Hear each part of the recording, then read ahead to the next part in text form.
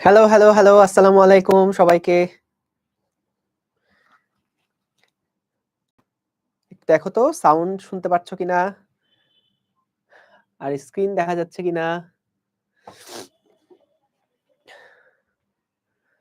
Hello, hello. Hello, hello. দেখো তো সবাই। সবাই কি শুনতে পাও? Sound all clear?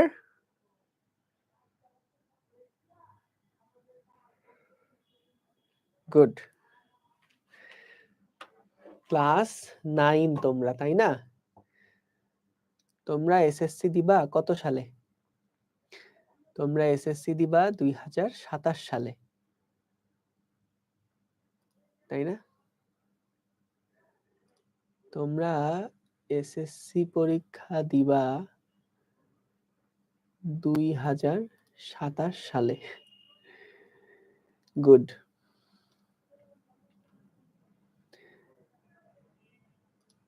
ফুটবল বিশ্বকাপ কবে তোমরা কি জানো? 26-এ না 27-এ? 26-এই তো হওয়ার কথা সম্ভবত। যাক, তাইলে তোমাদের খুব একটা প্যারা নাই, তাই না? 26-এ, তোমরা 27-এ এসএসসি পরীক্ষা দিবা। সবকিছু ঠিকঠাক থাকলে তোমরা 27-এ এসএসসি পরীক্ষা দিবা। ওকে, সো সবাই আস্তে আস্তে জয়েন করে ফেলুক। তোমাদের যারা ফ্রেন্ডরা আছে তাদেরকে একটু মেনশন দাও। মেনশন দিয়ে সবাইকে ডাকো, বলো যে আমরা আজকে একটা নতুন অধ্যায় শুরু করছি। তোমাদের ফিজিক্সের সেকেন্ড অধ্যায় গতি। তোমাদের পুরা বইটাই কিন্তু সিলেবাসে থাকবে যখন তোমরা হচ্ছে এসএসসি পরীক্ষা দিবা। ফিজিক্সে টোটাল 14টা চ্যাপ্টার আছে। 14টা চ্যাপ্টারের মধ্যে আমাদের যেই অধ্যায়গুলা, সবগুলা অধ্যায় থেকে যে খুব বেশি প্রশ্ন আসে এরকম না। যেমন প্রথম অধ্যায়ের কথা যদি বলি, এখান থেকে শুধুমাত্র এমসিকিউ প্রশ্ন আসে। ফিজিক্সের প্রথম অধ্যায়ে আমাদের দেখবা যে বিজ্ঞানীদের নাম, তারপরে ইতিহাস, এই টাইপের জিনিসগুলা বেশি। সেখানে বোঝানোর জিনিস খুব কম আছে। তো আমরা ওই অধ্যায়গুলো পরের দিকে পড়বো। পরের দিকে বলতে কি, ধরো 2টা ক্লাস বা 2টা চ্যাপ্টার পরেই আমরা ওই অধ্যায়টা শুরু করব। কিন্তু আমাদের গতি যে অধ্যায়টা, এই অধ্যায়টা হচ্ছে খুবই ফাউন্ডেশন, একেবারে বেসিক একটা অধ্যায়। তোমরা মোটামুটি গতি নিয়ে কিন্তু পড়াশোনা করছো। ক্লাস 8-এ থাকতে তোমাদের যে বই ছিল সেখানে তোমরা কম বেশি গতির সূত্র, তারপরে গতি রিলেটেড পড়াশোনাগুলো দেখছো। সো তোমাদের জন্য এই অধ্যায়টা আসলে অনেক বেশি সহজ লাগবে দেখবা। কিন্তু সেই সাথে আমি এটুকু প্রমিস করতে পারি তোমাদেরকে, আগে তোমরা যা কিছু পড়ছো, যদি কিছু মনে থাকে তাহলে তো ভেরি গুড। কিন্তু যদি কিছু মনে নাও থাকে, কোনো কিচ্ছু মনে রাখার দরকার নাই। মনে করো একদম নতুন ক্লাসে উঠছো, আগের কিচ্ছু তুমি পারো না, কিচ্ছু জানো না, শুধুমাত্র পিথাগোরাসের সূত্র জানো, খুবই সহজ সহজ যে জিনিসগুলো আছে সেগুলো তুমি জানো। কিন্তু ফিজিক্সের বা বিজ্ঞানের বিশেষ করে গতি রিলেটেড অধ্যায়গুলোর একেবারে আগে কোনো আইডিয়া না থাকলেও কোনো সমস্যা নাই। আমরা একেবারে বেসিক থেকে শুরু করব ইনশাল্লাহ।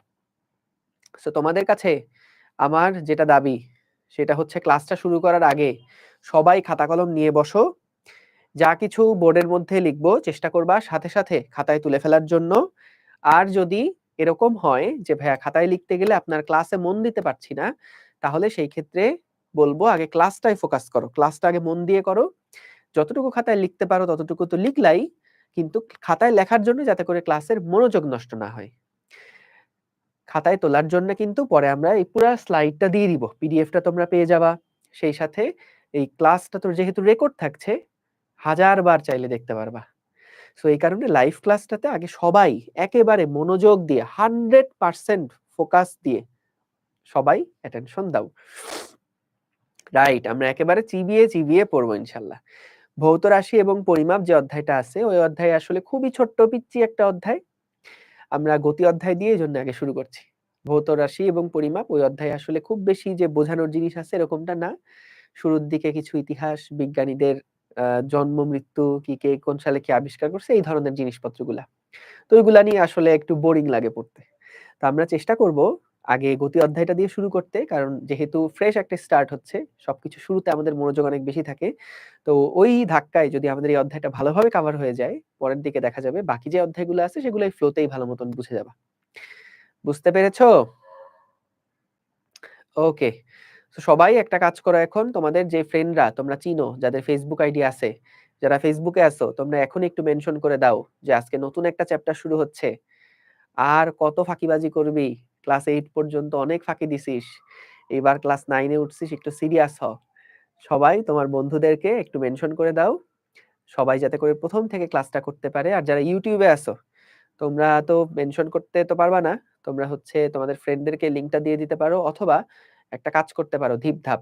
এখন প্রায় 350-র কাছাকাছি মানুষ লাইভে আছো, তোমরা সবাই একটা করে লাইক দিয়ে দাও।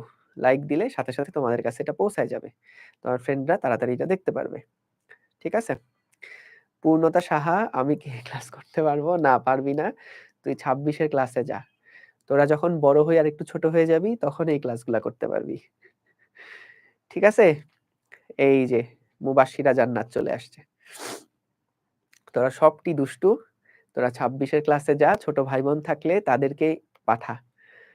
তোরা এই ক্লাসের জন্য উপযুক্ত না এখন, তোরা সব মুরব্বি হয়ে গেছিস।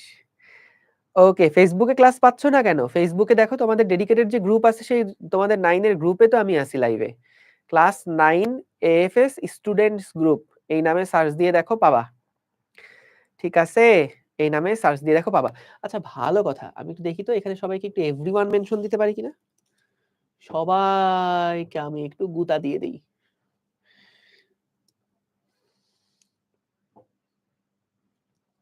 একটা মোটিভেশন দিয়ে দিই সবাইকে। পড়ার সময় খেলা, খেলার সময় খেলা, এই হচ্ছে আমার মোটিভেশন। সবাই মোটিভেশন দেখে চলে আসো, আমরা এখনই শুরু করব। ঠিক আছে? চলে আসো ক্লাসে। ঠিক আছে। ভাইয়া কি অসুস্থ নাকি? না, আমি অসুস্থ না, আমি সুস্থ আছি। ওকে, সো আমরা তাহলে শুরু করব, এখনই শুরু করে দিব। ঠিক আছে, ঠিক আছে। এবং আমরা প্রত্যেকটা কনসেপ্ট একেবারে চিবিয়ে চিবিয়ে পড়বো। ঠিক আছে? প্রত্যেকটা আইডিয়া, প্রত্যেকটা কনসেপ্ট, প্রত্যেকটা বেসিক একদম চিবিয়ে চিবিয়ে দেখব। সো যারা চিবিয়ে পড়তে চাও, যারা কোনো একটা জিনিস একদম বুঝে বুঝে পড়তে চাও, তাদের জন্য হলো এসিএস ফিউচার স্কুল।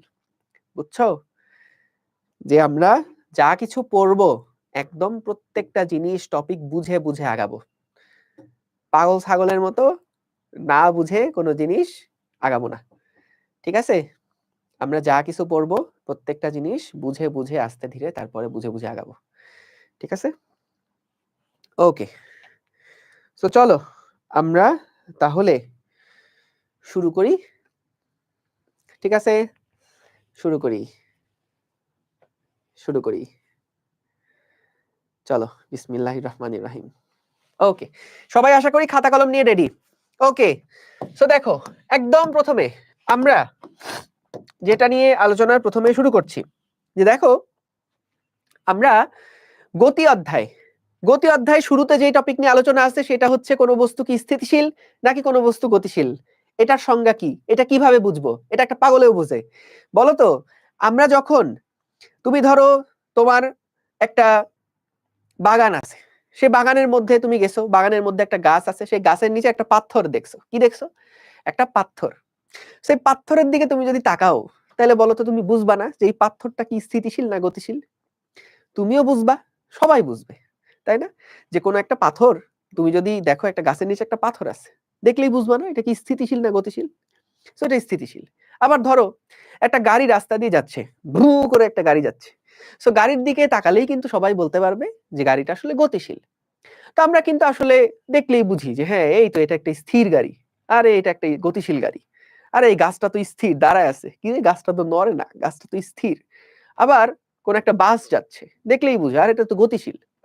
তো এই তো বুঝে গেছো, পড়াশোনা শেষ, স্থিতিশীল কোনটা গতিশীল কোনটা সহজেই বোঝা যায়। বুঝতে পারছো? সো আমরা ক্লাসে যখন থাকবো তখন আমরা গাছ হয়ে থাকবো না। অনেকে আসো গাছ হয়ে থাকো ক্লাসের মধ্যে, ক্লাসের মধ্যে গাছ হয়ে থাকা যাবে না, চুপচাপ বসে আছো এরকম থাকা যাবে না। ক্লাসের মধ্যে একটু রেসপন্স করতে হবে। এবং রেসপন্স গুলা কেমন হবে? রেসপন্স গুলা এরকম না যে আজাইরা মন্তব্য। এই বন্ধুরে খুঁচাচ্ছ যে আমার সাথে বন্ধু হবা, এরকম টাইপের কোনো কমেন্ট করা যাবে না। কথাবার্তা যা হবে সব আমার সাথে হবে। ঠিক আছে? আমি তোমাকে প্রশ্ন করব, তুমি আমাকে উত্তর দিবা। কিন্তু প্রশ্ন করলে উত্তর দেওয়া লাগবে। হ্যাঁ? কেউ আমরা গাছ হয়ে থাকবো না। ওকে। সো আমাদের এই টপিকটা, চ্যাপ্টারটা আসলে অনেক মজার। খুবই মজার একটা চ্যাপ্টার। তো আমরা চলো তাহলে শুরু করি। শুরুতে যেটা বলছিলাম যে আমরা প্রথমে আগে স্থিতি, গতি এগুলা নিয়ে কথাবার্তা বলবো। তো স্থিতি, গতি এটা যেটা বললাম প্র্যাকটিক্যালি সবাই আসলে বুঝে। তাই না? কোনটা স্থিতিশীল, কোনটা গতিশীল দেখলেই বোঝা যায়। কিন্তু আমরা পরীক্ষায় যদি আসে তাহলে তো এটা লিখতে চাই। সো এটা কিভাবে লিখবো?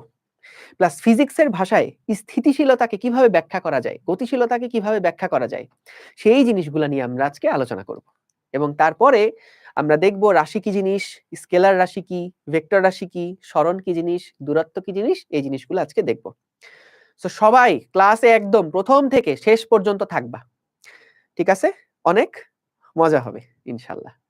ঠিক আছে? ওকে। সো চলো তাইলে আমরা শুরু করি। সবার আগে স্থিতিশীল নাকি গতিশীল এটা বোঝার জন্য আমাদেরকে আগে বুঝতে হবে কোনো একটা বস্তুর অবস্থান আমরা কিভাবে করে প্রকাশ করি। কারোর অবস্থান এটা আমরা কিভাবে করে প্রকাশ করি। দেখো, মনে করো আমি তোমাদের রাকিব ভাইয়াকে জিজ্ঞাসা করলাম যে রাকিব ভাইয়া বলেন তো আপনি এখন কোথায় আছেন? তো তোমাদের রাকিব ভাইয়া আমাকে উত্তর দিল, ভাইয়া তার অবস্থান আমাকে জানাবে। আমি তো জিজ্ঞেস করছি ভাইয়া কোথায় আছেন, ভাইয়া আমাকে তার অবস্থানটা জানাবে।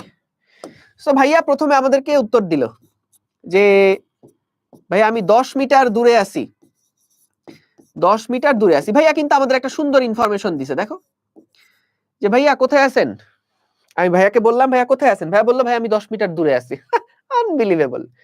বলো তো এই 10 মিটার দূরে আছে এটা দেখে কি আমি বুঝতে পারবো যে ভাইয়ার অবস্থান কোথায়? ভাইয়া কোথায় আছে এটা কি আমি আসলে এইটুকু ইনফরমেশন দেখে বুঝতে পারবো? পারবো না। কারণ 10 মিটার কোথার থেকে 10 মিটার? ভাইয়া আপনি কি আপনার ভার্সিটি থেকে 10 মিটার দূরে আছেন? আপনি কি আপনার বাসা থেকে 10 মিটার দূরে? আপনি কি আপনার অফিস থেকে 10 মিটার দূরে? আপনি কোথা থেকে 10 মিটার দূরে আছেন? এটা কি আমরা এই ইনফরমেশন থেকে বুঝতে পারছি? হ্যাঁ, এইটুকু বুঝছি যে ভাইয়া কোথাও না কোথাও থেকে 10 মিটার দূরে আছে। এটা বোঝা যাচ্ছে যে ভাইয়া কোথাও না কোথাও থেকে 10 মিটার দূরে আছে। কিন্তু কোথা থেকে 10 মিটার এইটা আমাদেরকে ভাইয়া বলে নাই। তাহলে আমরা ভাইয়াকে ফার্দার জিজ্ঞেস করব না যে ভাই কই থেকে 10 মিটার দূরে আছেন? আপনি কি মঙ্গল গ্রহ থেকে 10 মিটার দূরে? আপনি কি সূর্য থেকে 10 মিটার দূরে? কোথা থেকে 10 মিটার দূরে আছেন? এটা তো আমরা বলতে হবে, নাহলে তো আপনি বুঝবো না কই আছেন। সো তাহলে আমরা এরপরে জিজ্ঞেস করব কি যে আপনি কোথা থেকে 10 মিটার দূরে আছেন? কোথা থেকে 10 মিটার দূরে আছেন? তখন ভাইয়া বলল ও আচ্ছা ভাইয়া কোথা থেকে, দাঁড়ান আমি আছি হলো এসিএস ফিউচার স্কুলে, আমি এফএস থেকে 10 মিটার দূরে আছি। তো বলো তো এইবার কি আমরা ভাইয়াকে খুঁজে পাবো? সবাই বলো এইবার কি আমরা ভাইয়াকে খুঁজে পাবো? আরে জোস, ভাইয়া আমাদেরকে বলছে যে ভাইয়া আমি 10 মিটার দূরে আছি এবং আমি এসিএস ফিউচার স্কুল, তো আপনি চেনেন না? বললাম হ্যাঁ ভাই চিনি। তো বললো যে হ্যাঁ এসিএস ফিউচার স্কুল থেকে 10 মিটার দূরে আছে। তো আমি কি এই দুইটা থেকে বুঝতে পারবো যে হ্যাঁ তাইলে ভাইয়ার অবস্থানটা কোথায়? আমি কি বুঝতে পারবো? পারবো না। আমাকে আরেকটা ইনফরমেশন জানতে হবে। কেন? ধরো এইটা হচ্ছে আমাদের ফিউচার স্কুল, এইটা হচ্ছে কি আমাদের এসিএস ফিউচার স্কুল। তো ভাই এই এসিএস ফিউচার স্কুল থেকে 10 মিটার দূরে আমি এই জায়গায় 10 মিটার দূরে থাকতে পারি, আমি এই জায়গায় 10 মিটার দূরে থাকতে পারি, এই দিকে 10 মিটার দূরে থাকতে পারি, এই দিকে 10 মিটার দূরে থাকতে পারি, এই দিকে 10 মিটার দূরে থাকতে পারি, এই দিকে 10 মিটার দূরে থাকতে পারি, এই দিকে থাকতে পারি, অর্থাৎ বিভিন্ন দিকে তো আমি 10 মিটার দূরে থাকতে পারি। এরকমও হইতে পারে ভাইয়া হয়তোবা ফিউচার স্কুল থেকে হেলিকপ্টারে করে 10 মিটার উপরে উঠে আমারে ফোন দিয়ে বলছে যে ভাই আমি এসিএস ফিউচার স্কুল থেকে 10 মিটার দূরে আছি। অথবা হইতে পারে ভাইয়া হয়তোবা মাটি খোঁড়া শুরু করছে, মাটি খুঁড়তে নিচে এসিএস ফিউচার স্কুলের নিচে গর্তে 10 মিটার ঢুকে আমারে ফোন দিছে, ভাইয়া আমি তো এসিএস ফিউচার স্কুলের 10 মিটার গভীরে আছি। এটাও হইতে পারে। তো কোন দিকে আছি এইটা যদি আমরা না জানি তাইলে তো আমরা ভাইয়াকে খুঁজে পাবো না। খুঁজে পাবো? খুঁজে পাবো না। তাহলে খুঁজে পাওয়ার জন্য আমাদেরকে কিন্তু এইটাও জানতে হবে যে আমরা কোন দিকে আছি। আমরা কোন দিকে আছি? কোন দিকে আছি? ভাইয়া কোন দিকে আছেন এটা বলেন। তো ভাইয়া ধরো আমাদেরকে বলল যে আচ্ছা ভাই আপনি ওই এসএস ফিউচার স্কুল থেকে পূর্ব দিকে আসেন। পূর্ব দিকে 10 মিটার আসেন তাইলে আপনি আমারে খুঁজে পাবেন। তাইলে দেখো আমাদের ভাইয়াকে খোঁজার জন্য 3টা প্রশ্ন করা লাগলো। কয়টা প্রশ্ন করা লাগছে? প্রথমে আমরা জানছি কত দূরে আছেন। প্রথমে আমরা জানছি কত দূরে, তারপর বলছে কোথা থেকে, তারপর বলছে কোন দিকে। তাহলে দেখো 3টা প্রশ্ন যদি আমি জানতে পারি উত্তর, তাহলে কিন্তু আমি ভাইয়ার অবস্থানটা কোথায় এইটা প্রকাশ করতে পারবো, এইটা বুঝতে পারবো। বুঝতে পারছো? তাহলে আমি যদি ভাইয়ার অবস্থান জানতে চাই, তাহলে আমাকে 3টা ইনফরমেশন জানতে হবে যে আমি কোথায় আছি, কোথায় অবস্থান করছি। বুঝতে পেরেছো? সো এখন কথা হচ্ছে যে এই অবস্থানটা যদি সময় গড়ায় যাচ্ছে, ভাইয়া ধরো সকালবেলা এই 10 মিটার দূরে দাঁড়ায় ছিল, দুপুর গড়িয়ে যাচ্ছে, বিকাল গড়িয়ে যাচ্ছে, সন্ধ্যা গড়িয়ে রাত হয়ে গেল, তবুও রাকিব ভাইয়া এইখানে দাঁড়ায় ছিল তো এইখানেই দাঁড়ায় আছে। যদি এরকম হয় তাহলে আমরা কি বলবো যে হ্যাঁ ভাইয়া স্থির আছে, তাই না? ভাইয়া কি আছে? স্থির আছে। আর যদি এরকম হয় যে না ভাইয়ার অবস্থান আসলে পরিবর্তন হচ্ছে, ভাইয়া প্রথমে 10 মিটার দূরে ছিল, তারপরে ভাইয়া একটু পরে 15 মিটার দূরত্বে চলে গেল, তারপরে ভাইয়া একটু পরে 20 মিটার দূরত্বে চলে গেল, তারপরে আস্তে আস্তে 100 মিটার 1000 মিটার দূরত্বে চলে গেল। যদি দেখা যায় তার অবস্থানের পরিবর্তন হচ্ছে, তাহলে আমরা বলি ভাইয়া গতিশীল আছে। এই বুঝছো না? এটা সহজ জিনিস। সবাই কি বুঝতে পারছো? বলো। ভাইয়ারে আরেকবার ফোন করেন, তাহলে ভাইয়া শুরুতেই সব বলবে। না, শুরুতে তো ভাইয়া বলবে না। ভাইয়া যদি শুরুতে বলে দেয় তাহলে তো তোমাদের বুঝাইতে পারবো না। সো ভাইয়াকে আমি এইভাবে করে কোড করে রাখছি যে ভাইয়া তোমার যদি এরকম জিজ্ঞেস করে তুমি 3 বারে উত্তর দিবা। বুঝতে পারছো? এই বলো ক্রিস্টাল ক্লিয়ার কিনা? সবাই কি ক্লিয়ার? সবাই কি ক্লিয়ার? বলো। তাহলে আমরা এখন যদি দেখি ভাইয়ার অবস্থান পরিবর্তন হচ্ছে না, তাইলে ভাইয়া স্থির। আর যদি দেখি ভাইয়া গতিশীল আছে, ভাইয়ার অবস্থান পরিবর্তন হচ্ছে, তাহলে ভাইয়া গতিশীল। সবাই ক্লিয়ার? গুড, ভেরি গুড, সাব্বাস। এখন আসো যে আমরা এই যে বললাম না যে কোথা থেকে দূরে আছে এটা আমাদেরকে জানতে হয়, কোথা থেকে দূরে আছে এটা আমাদেরকে জানতে হয়। সো এই কোথা থেকে দূরত্ব, এই জিনিসটা যেখান থেকে দূরত্ব আমরা মাপছি সেটার একটা সুন্দর একটা কিউট নাম আছে, সুন্দর একটা নাম আছে। এই নামটাকে আমরা বলি প্রসঙ্গ কাঠামো। এই নামটাকে আমরা বলি প্রসঙ্গ কাঠামো। এই নামটা একটু ইচ্ছা করে কঠিন দেওয়া হয়েছে, বুঝছো, যাতে করে তোমরা পড়াশোনাকে একটু ভয় পাও। আনবিলিভেবল। এই নামটা কি বলছে? প্রসঙ্গ কাঠামো। হ্যাঁ, কারণ সহজ যদি নাম দিয়ে দেয় তাহলে তো আর পড়াশোনারে ভয় পাবা না। পড়াশোনার মূল লক্ষ্যই তো হচ্ছে তোমাদের মধ্যে ভয় ঢুকায় দেওয়া। আনবিলিভেবল। সো দেখো রেফারেন্স ফ্রেম, এটা কি? এইটা হচ্ছে রেফারেন্স ফ্রেম।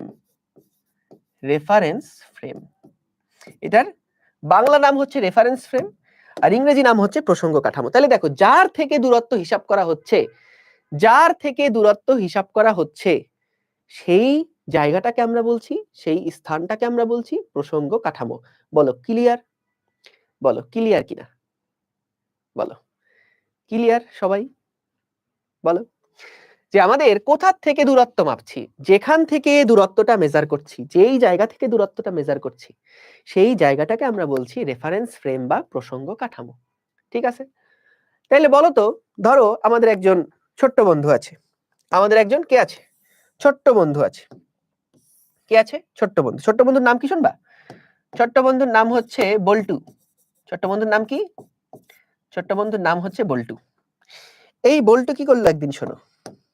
এই বল্টু একদিন, এইটা হচ্ছে আমাদের ধরো কোন একটা বাসা, তো সে বাসা না, সরি, বল্টু একদিন গাছতলায় বসেছিল। এই যেটা হলো গাছ, ঠিক আছে, এটা হলো গাছ। আরে গাছ, সুন্দর গাছ, যাই হোক বেশি সুন্দর হয়ে গিয়েছে, একটু পচা করে রাখি। ওকে, সো এটা হচ্ছে গাছ। এই গাছের নিচে একদিন বল্টু বসে আছে। বল্টু বসে আছে, ঠিক আছে। গাছের নিচে কে বসে আছে? গাছের নিচে বসে আছে বল্টু। এই বল্টু একদিন কি করলো দেখো, বল্টু একদিন করলো কি, বল্টু বল্টু সে একদিন সোজা যাওয়া শুরু করলো, গাছ থেকে সোজা দূরত্বে যাওয়া শুরু করলো। এখন দেখো তার যে দূরত্বটা, এইটা আমরা কোত্থেকে মাপছি? গাছ থেকে মাপছি না? তাইলে বলো তো প্রসঙ্গ কাঠামো এখানে কোনটা? আমরা দূরত্বটা কোত্থেকে মাপছি? দূরত্বটা কোত্থেকে মাপছি? দূরত্বটা মাপছি হলো গাছ। এই 26 ব্যাচের পোলাপান তোরা কি করতেছিস সেখানে ভাই? তোদের জুনিয়র পোলাপান যারা আছে, ছোট ভাই বোন যারা আছে, ওদেরকে পাঠা, ওদেরকে পাঠা। হ্যাঁ, গুড। সো এইখানে হলো আমাদের যেই গাছ, এই গাছটা থেকে আমরা যেহেতু দূরত্ব মাপছি, এই গাছটা হলো আমাদের প্রসঙ্গ কাঠামো। ঠিক আছে? এখন এই প্রসঙ্গ কাঠামোর সাপেক্ষে কোন বস্তু অবস্থান, ধরো এই বস্তুটা বা এই বল্টু, আমাদের বল্টু সাহেব কি করছে? বল্টু সাহেব গাছ থেকে 10 মিটার দূরত্বে যে অবস্থান করছে, হ্যাঁ, বল্টু সাহেব গাছ থেকে 10 মিটার দূরত্বে যে অবস্থান করছে, দেখা গেল সময় গড়িয়ে যাচ্ছে, সকাল থেকে দুপুর হচ্ছে, দুপুর থেকে বিকাল, বিকাল থেকে সন্ধ্যা, সন্ধ্যা থেকে রাত হয়ে যাচ্ছে। তো আমাদের বল্টু সে 10 মিটার দূরত্বে ছিল গাছ থেকে, সে এখনো গাছ থেকে 10 মিটার দূরেই আছে। সময়ের সাথে সাথে তার অবস্থানের কোনো পরিবর্তন হচ্ছে না। কার সাপেক্ষে? প্রসঙ্গ কাঠামোর সাপেক্ষে। সো প্রসঙ্গ কাঠামোর সাপেক্ষে কোনো বস্তুর যদি অবস্থানের পরিবর্তন না হয়, তাহলে সেই বস্তুটা হচ্ছে এই প্রসঙ্গ কাঠামোর সাপেক্ষে স্থির বস্তু। তাহলে আমরা বলি বস্তুটা স্থির। আর যদি দেখা যায় যে আমাদের এই বল্টু সাহেব, সে সকালবেলা ছিল 10 মিটার দূরে, দুপুরে 20 মিটার দূরে চলে গেছে, সন্ধ্যাবেলা 100 মিটার দূরত্বে চলে গেছে, তাহলে কি সময়ের সাথে সাথে তার অবস্থানের পরিবর্তন হচ্ছে? তাহলে আমরা বলি প্রসঙ্গ কাঠামোর সাপেক্ষে বল্টু হচ্ছে গতিশীল আছে। ঠিক আছে? আমাদের সারোয়ার হোসেন এমন ভাইয়া চলে এসেছে। এই বল্টুটা আমি অলস মানুষ না, তোমাদের এমন ভাইয়া কিন্তু অনেক অনেক পরিশ্রমী, তোমাদের ইমন ভাইয়া। বুঝেছো? ওকে। সো আশা করি বুঝতে পেরেছো যে আমাদের স্থিতিশীল বস্তু কোনগুলা? প্রসঙ্গ কাঠামোর সাপেক্ষে যদি কোনো বস্তু স্থির থাকে তাহলে সেটা স্থিতিশীল, যদি বস্তু গতিশীল থাকে তাহলে সেটা গতিশীল। এর থেকে সহজ সংজ্ঞা আর আছে? বলো বলো বলো, এর থেকে সহজ জিনিস আর আছে? বলো তো। আদিল গেমিং ফান ইউটিউবে কমেন্ট করেছো, ভাইয়া বিগ ফ্যান। আমার আসলে এখন এসি দরকার, ফ্যান ট্যানের দরকার নাই। ও না সরি, এখন আসলে এসির দরকার না, শীতকাল তো, এখন আসলে গিজার দরকার আর হিটার দরকার। তুমি যদি একটা বিগ হিটার হইতে পারতা তাহলে আমার জন্য উপকার হতো ভাইয়া। গরমকালে তোমাকে স্মরণ করব। ধন্যবাদ। বলো। বল্টু ঘুম এসে পড়েছে। ওকে, ঠিক আছে, বুঝতে পারছো? তাইলে আমরা দেখো এবার একটু সংজ্ঞাটা পড়ি। না, সংজ্ঞা এখন পড়বো না, সংজ্ঞা এখন পড়বো না, আগে একটা এক্সাম্পল দেই। চলো আগে আমরা একটা মজার এক্সাম্পল দেই। কি মজার এক্সাম্পল দিব? মজার এক্সাম্পল হচ্ছে, ধরো এইটা হচ্ছে আমাদের একটা ট্রেনের বগি, বুঝছো? কি এটা বলো? এইটা হচ্ছে আমাদের একটা ট্রেনের বগি। এই যে ঝিকঝিক ঝিকঝিক করে ট্রেন যাচ্ছে। কি করে যাচ্ছে? বাংলা ক্লাস হলে এটা প্রশ্ন আসতো, ট্রেন কিভাবে চলে? ট্রেন ঝিকঝিক ঝিকঝিক করে চলে, এই প্রশ্ন আসতো, বুঝেছো? অপশনে থাকতো ট্রেন কি ঝমঝম করে চলে, ট্রেন কি টুপটুপ করে পড়ে, নাকি ট্রেন কিভাবে যায়? সো উত্তর হচ্ছে ট্রেন ঝিকঝিক করে যায়। তো ধরো আমাদের একটা ট্রেন, সেই ট্রেনটা হচ্ছে এরকম ঝিকঝিক করে যাচ্ছে। সেরকম যেতে যেতে এই যে দুইটা সিট দেখতে পাচ্ছ, এটা একটা সিট, এটা একটা সিট, বুঝেছো? এই সিটের উপরে আমাদের একটা ছোট্ট বন্ধু বসে আছে। দাঁড়াও, ছোট্ট বন্ধুর নাম কি দিব? ছোট্ট বন্ধুর নাম কি দেওয়া যায়? সুন্দর একটা নাম বলো তো, যে নামটা শুনলেই মনে প্রশান্তি আসবে। সুন্দর দেখে একটা নাম দাও তোমরা, কি নাম দিব বলো? দুইজন বন্ধু, ছোট্ট বন্ধু, দুজনের নাম কি নাম দেওয়া যায়? তাড়াতাড়ি বলো, তাড়াতাড়ি, যে প্রথমে দিবা তার নাম বলবো। না, তোমরা তো আসলে নাম দিতে পারতেছো না। যাই হোক, আমি একটা নিজের মতন করে নাম দেই। এর নাম হচ্ছে আলু। হ্যাঁ, দেখেছো, নামটা শুনলেই দেখো মনের মধ্যে একটা প্রশান্তি আসে। আর এর নাম হচ্ছে বালু। ঠিক আছে? আর এইখানে একটা গাছ আছে, গাছ আছে, গাছের নিচে বসে আছে আমাদের খালু। ঠিক আছে, তা আমাদের 3 বন্ধু। নামগুলো সুন্দর হয়েছে না? পছন্দ হয়েছে তোমাদের নামগুলো? তো প্রথম বন্ধুর নাম হচ্ছে আলু, তার আরেক বন্ধুর নাম বালু এবং গাছতলায় বসে আছে খালু। ঠিক আছে, তো এই যে 3 জন, আমরা এখন জানতে চাই যে ট্রেনটা গতিশীল আছে। ট্রেন একেবারে তোমার কিভাবে যাচ্ছে জানো? ট্রেন বলো তো, ট্রেন কিভাবে যাচ্ছে? ট্রেন কিভাবে যাচ্ছে বলো তো? ট্রেন যাচ্ছে কিন্তু ঝিকঝিক ঝিকঝিক করে। বুঝেছো? অবজেক্টিভে যদি আসে, ট্রেন কিভাবে চলছে? ট্রেন চলছে ঝিকঝিক করে। ঠিক আছে, সো দেখো আমাদের এই ট্রেনটা এই ডান দিক বরাবর কিন্তু ট্রেনটা গতিশীল ছিল। বুঝতে পেরেছো? এই যে বাম দিক থেকে ডান দিকে যাচ্ছে ট্রেনটা, কিভাবে যাচ্ছে? ট্রেনটা যাচ্ছে ঝিকঝিক করে। আরে ঝিকঝিক ঝিকঝিক করে ট্রেন যাচ্ছে। এখন কথা হচ্ছে,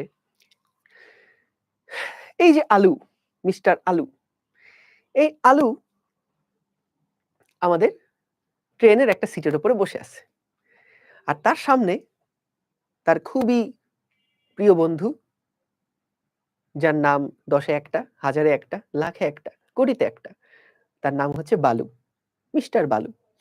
সো এই মিস্টার আলু সে সিটে বসে সে মাপতে চায় যে বালু কি আসলে স্থির নাকি বালু আসলে গতিশীল, বালু কি আসলে স্থিতিশীল নাকি বালু কি গতিশীল। তাইলে এইটা সে পরিমাপ করতে চায়। এখন তোমরা আমাকে বলো তো, এই যে আলু, সেই আলু কি আসলে বালুকে স্থির দেখবে নাকি গতিশীল দেখবে বলো তো? আলু আলু কি বালুকে স্থির দেখবে নাকি গতিশীল দেখবে বলো? বলো, আলু কি দেখবে? আলু দেখবে যে ভাই বালু তো নড়ে না। কারণ আলু আর বালু কিন্তু একই ট্রেনের উপরে মুখোমুখি বসা আছে। আলু আর বালু 2 বন্ধু, তারা 2 সিটের উপরে একজন আরেকজনের দিকে তাকায় বসে আছে। তো আলু কি দেখবে? আলু দেখবে কই বালু তো আমার সামনে বসা, ও তো স্থির হয়ে বসে আছে, ও তো স্থির হয়ে বসে আছে। তাহলে আলু কিন্তু বালুকে সবসময় স্থির দেখবে। কিন্তু এই যে বগিটা, ট্রেন যে ঝিকঝিক করে যাচ্ছে, এই ট্রেন কি আসলে স্থির? ট্রেন কিন্তু গতিশীল, ট্রেন চলছে তার আপন গতিতে। কিন্তু এই আলু কি দেখছে? আলু দেখছে বালু স্থির হয়ে দাঁড়ায় আছে, স্থির হয়ে বসে আছে। তাহলে খেয়াল করো, আরেকটা প্রশ্ন, তাহলে আলু কি দেখলো? আলু দেখলো যে বালু তো স্থির। আর এদিকে যে খালু বসে আছে গাছতলায়, কে বসে আছে? খালু বসে আছে। খালু বলো তো কি দেখবে? খালু দেখবে যে না তো ভাই, বালু তো গতিশীল। খালু কি দেখতেছে? খালু দেখতেছে না বালু তো গতিশীল, বালু আগে ছিল এইখানে, এখন বালু এইখানে চলে আসলো। তাইলে ট্রেন গতিশীল, বাইরে থেকে যদি কেউ তাকায়, তাহলে বাইরে থেকে যে তাকাবে সে কি দেখবে? সে দেখবে আরে এ তো গতিশীল। আর ভিতরে যে আছে সে কিন্তু বালুকে কি পরিমাপ করবে? স্থির পরিমাপ করবে। সে বলবে যে না ও তো স্থির আছে। বলো ভাই, এইটা কি আমরা এই পর্যন্ত বুঝছি কিনা বলো তো? আলু বালু বুঝেছো? আলু বালু খালু বুঝতে পেরেছো সবাই? আশা করি সবাই বুঝতে পেরেছো। এখন কথা হচ্ছে যে এইখানে কেন ও স্থির দেখছে, কেন ও গতিশীল দেখছে? খালু কেন বালুকে গতিশীল বলবে? খালু বলছে খালু বলছে যে বালু তো গতিশীল, বালু গতিশীল, বালু হচ্ছে গতিশীল। এবং আলু বলছে যে না বালু স্থির, বিশ্বাস করেন স্যার, ও স্যার বিশ্বাস করেন বালু স্থির। কিন্তু খালু বলছে না বালু গতিশীল। তাহলে এখন কথা হচ্ছে আমাকে বলো তো কে সঠিক? বলো, আমাকে উত্তর দাও, কে সঠিক? বলো তো কে সঠিক? কে সঠিক কথা বলেছে বলো? বলো, উত্তর হচ্ছে দুইটাই কিন্তু সঠিক। উত্তর হলো কি আলু এবং খালু দুইজনই সঠিক কথা বলেছে, দুইজনই সঠিক কথা বলেছে। বুঝতে পেরেছো? এখন কথা হচ্ছে যে ভাইয়া কিভাবে দুইজন সঠিক, কেমনে একই জিনিস দুইজন সঠিক হয়? কেমনে দুইজন সঠিক হয়? সো এটার জন্য মনে করো আমাদের দুজন বন্ধু, আবার দুজন বন্ধুকে নেই। দুজন বন্ধু, একজন বন্ধুর নাম হলো শশা, একজন বন্ধুর নাম কি? শশা। আর আরেকজন বন্ধুর নাম মশা। একজন বন্ধুর নাম শশা, একজন বন্ধুর নাম হচ্ছে মশা। বুঝেছো? সো এখন তাদের সামনে খুব সুন্দর করে একটা সাদা কাগজ রাখা আছে, বড় একটা সাদা কাগজ রাখা আছে। বুঝতে পেরেছো? দুই বন্ধু, একজনের নাম শশা, একজনের নাম কি? মশা।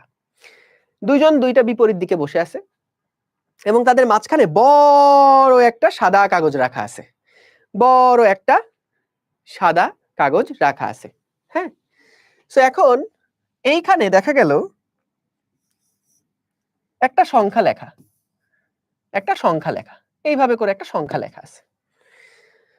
তো বলো তো এই যে সংখ্যাটা লেখা আছে, শশা কি বলবে? শশা এই সংখ্যাটাকে বলো তো কত কত দেখবে শশাটা? শশা এই সংখ্যাটাকে কত সংখ্যা বলবে বলো? শশা এই সংখ্যাটাকে কত বলবে বলো তো? 9। বুঝতে পারছো?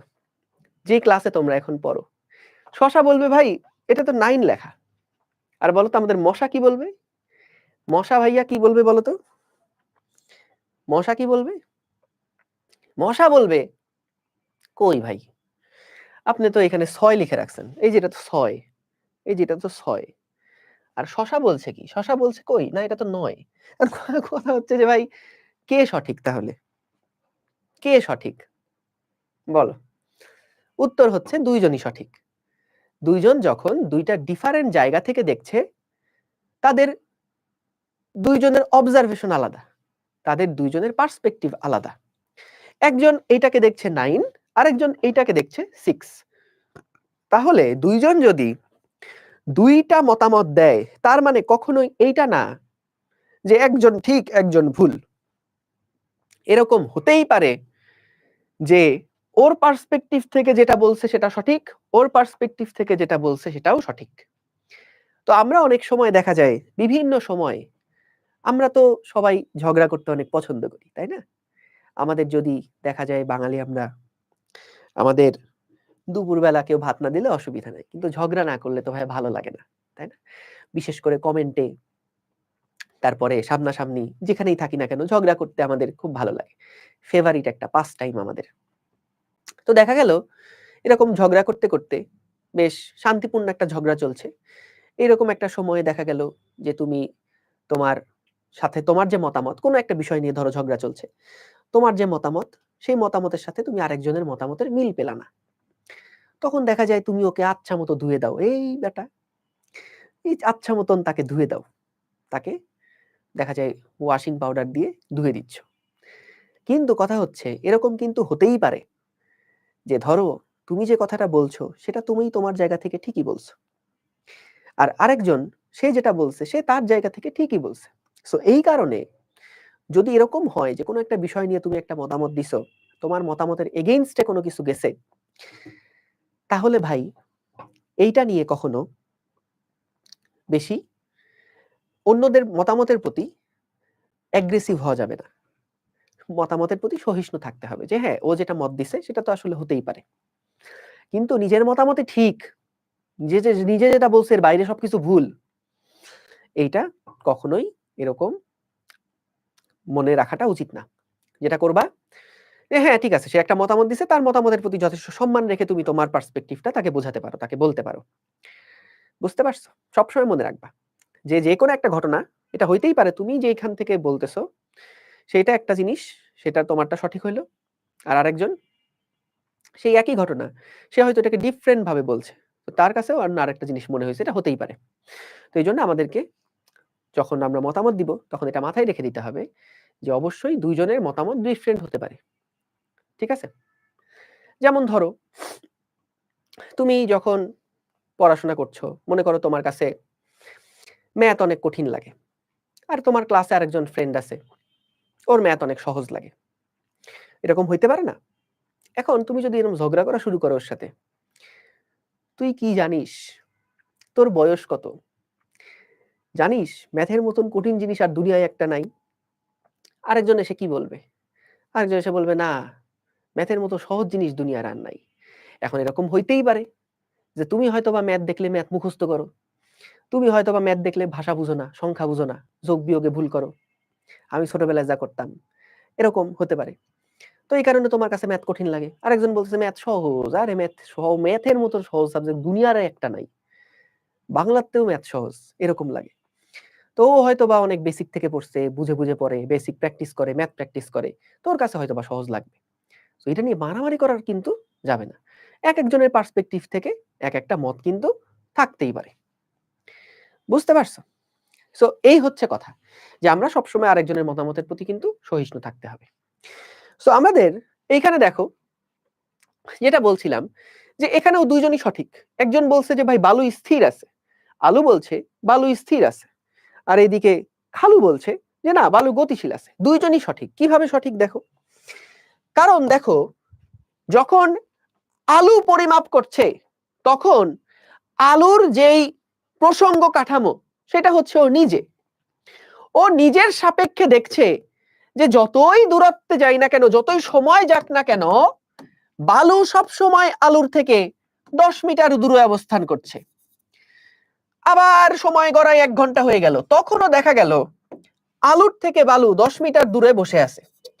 তাইলে কথা হচ্ছে আলুর সাপেক্ষে বালুর কি অবস্থানের কোনো পরিবর্তন হয়েছে?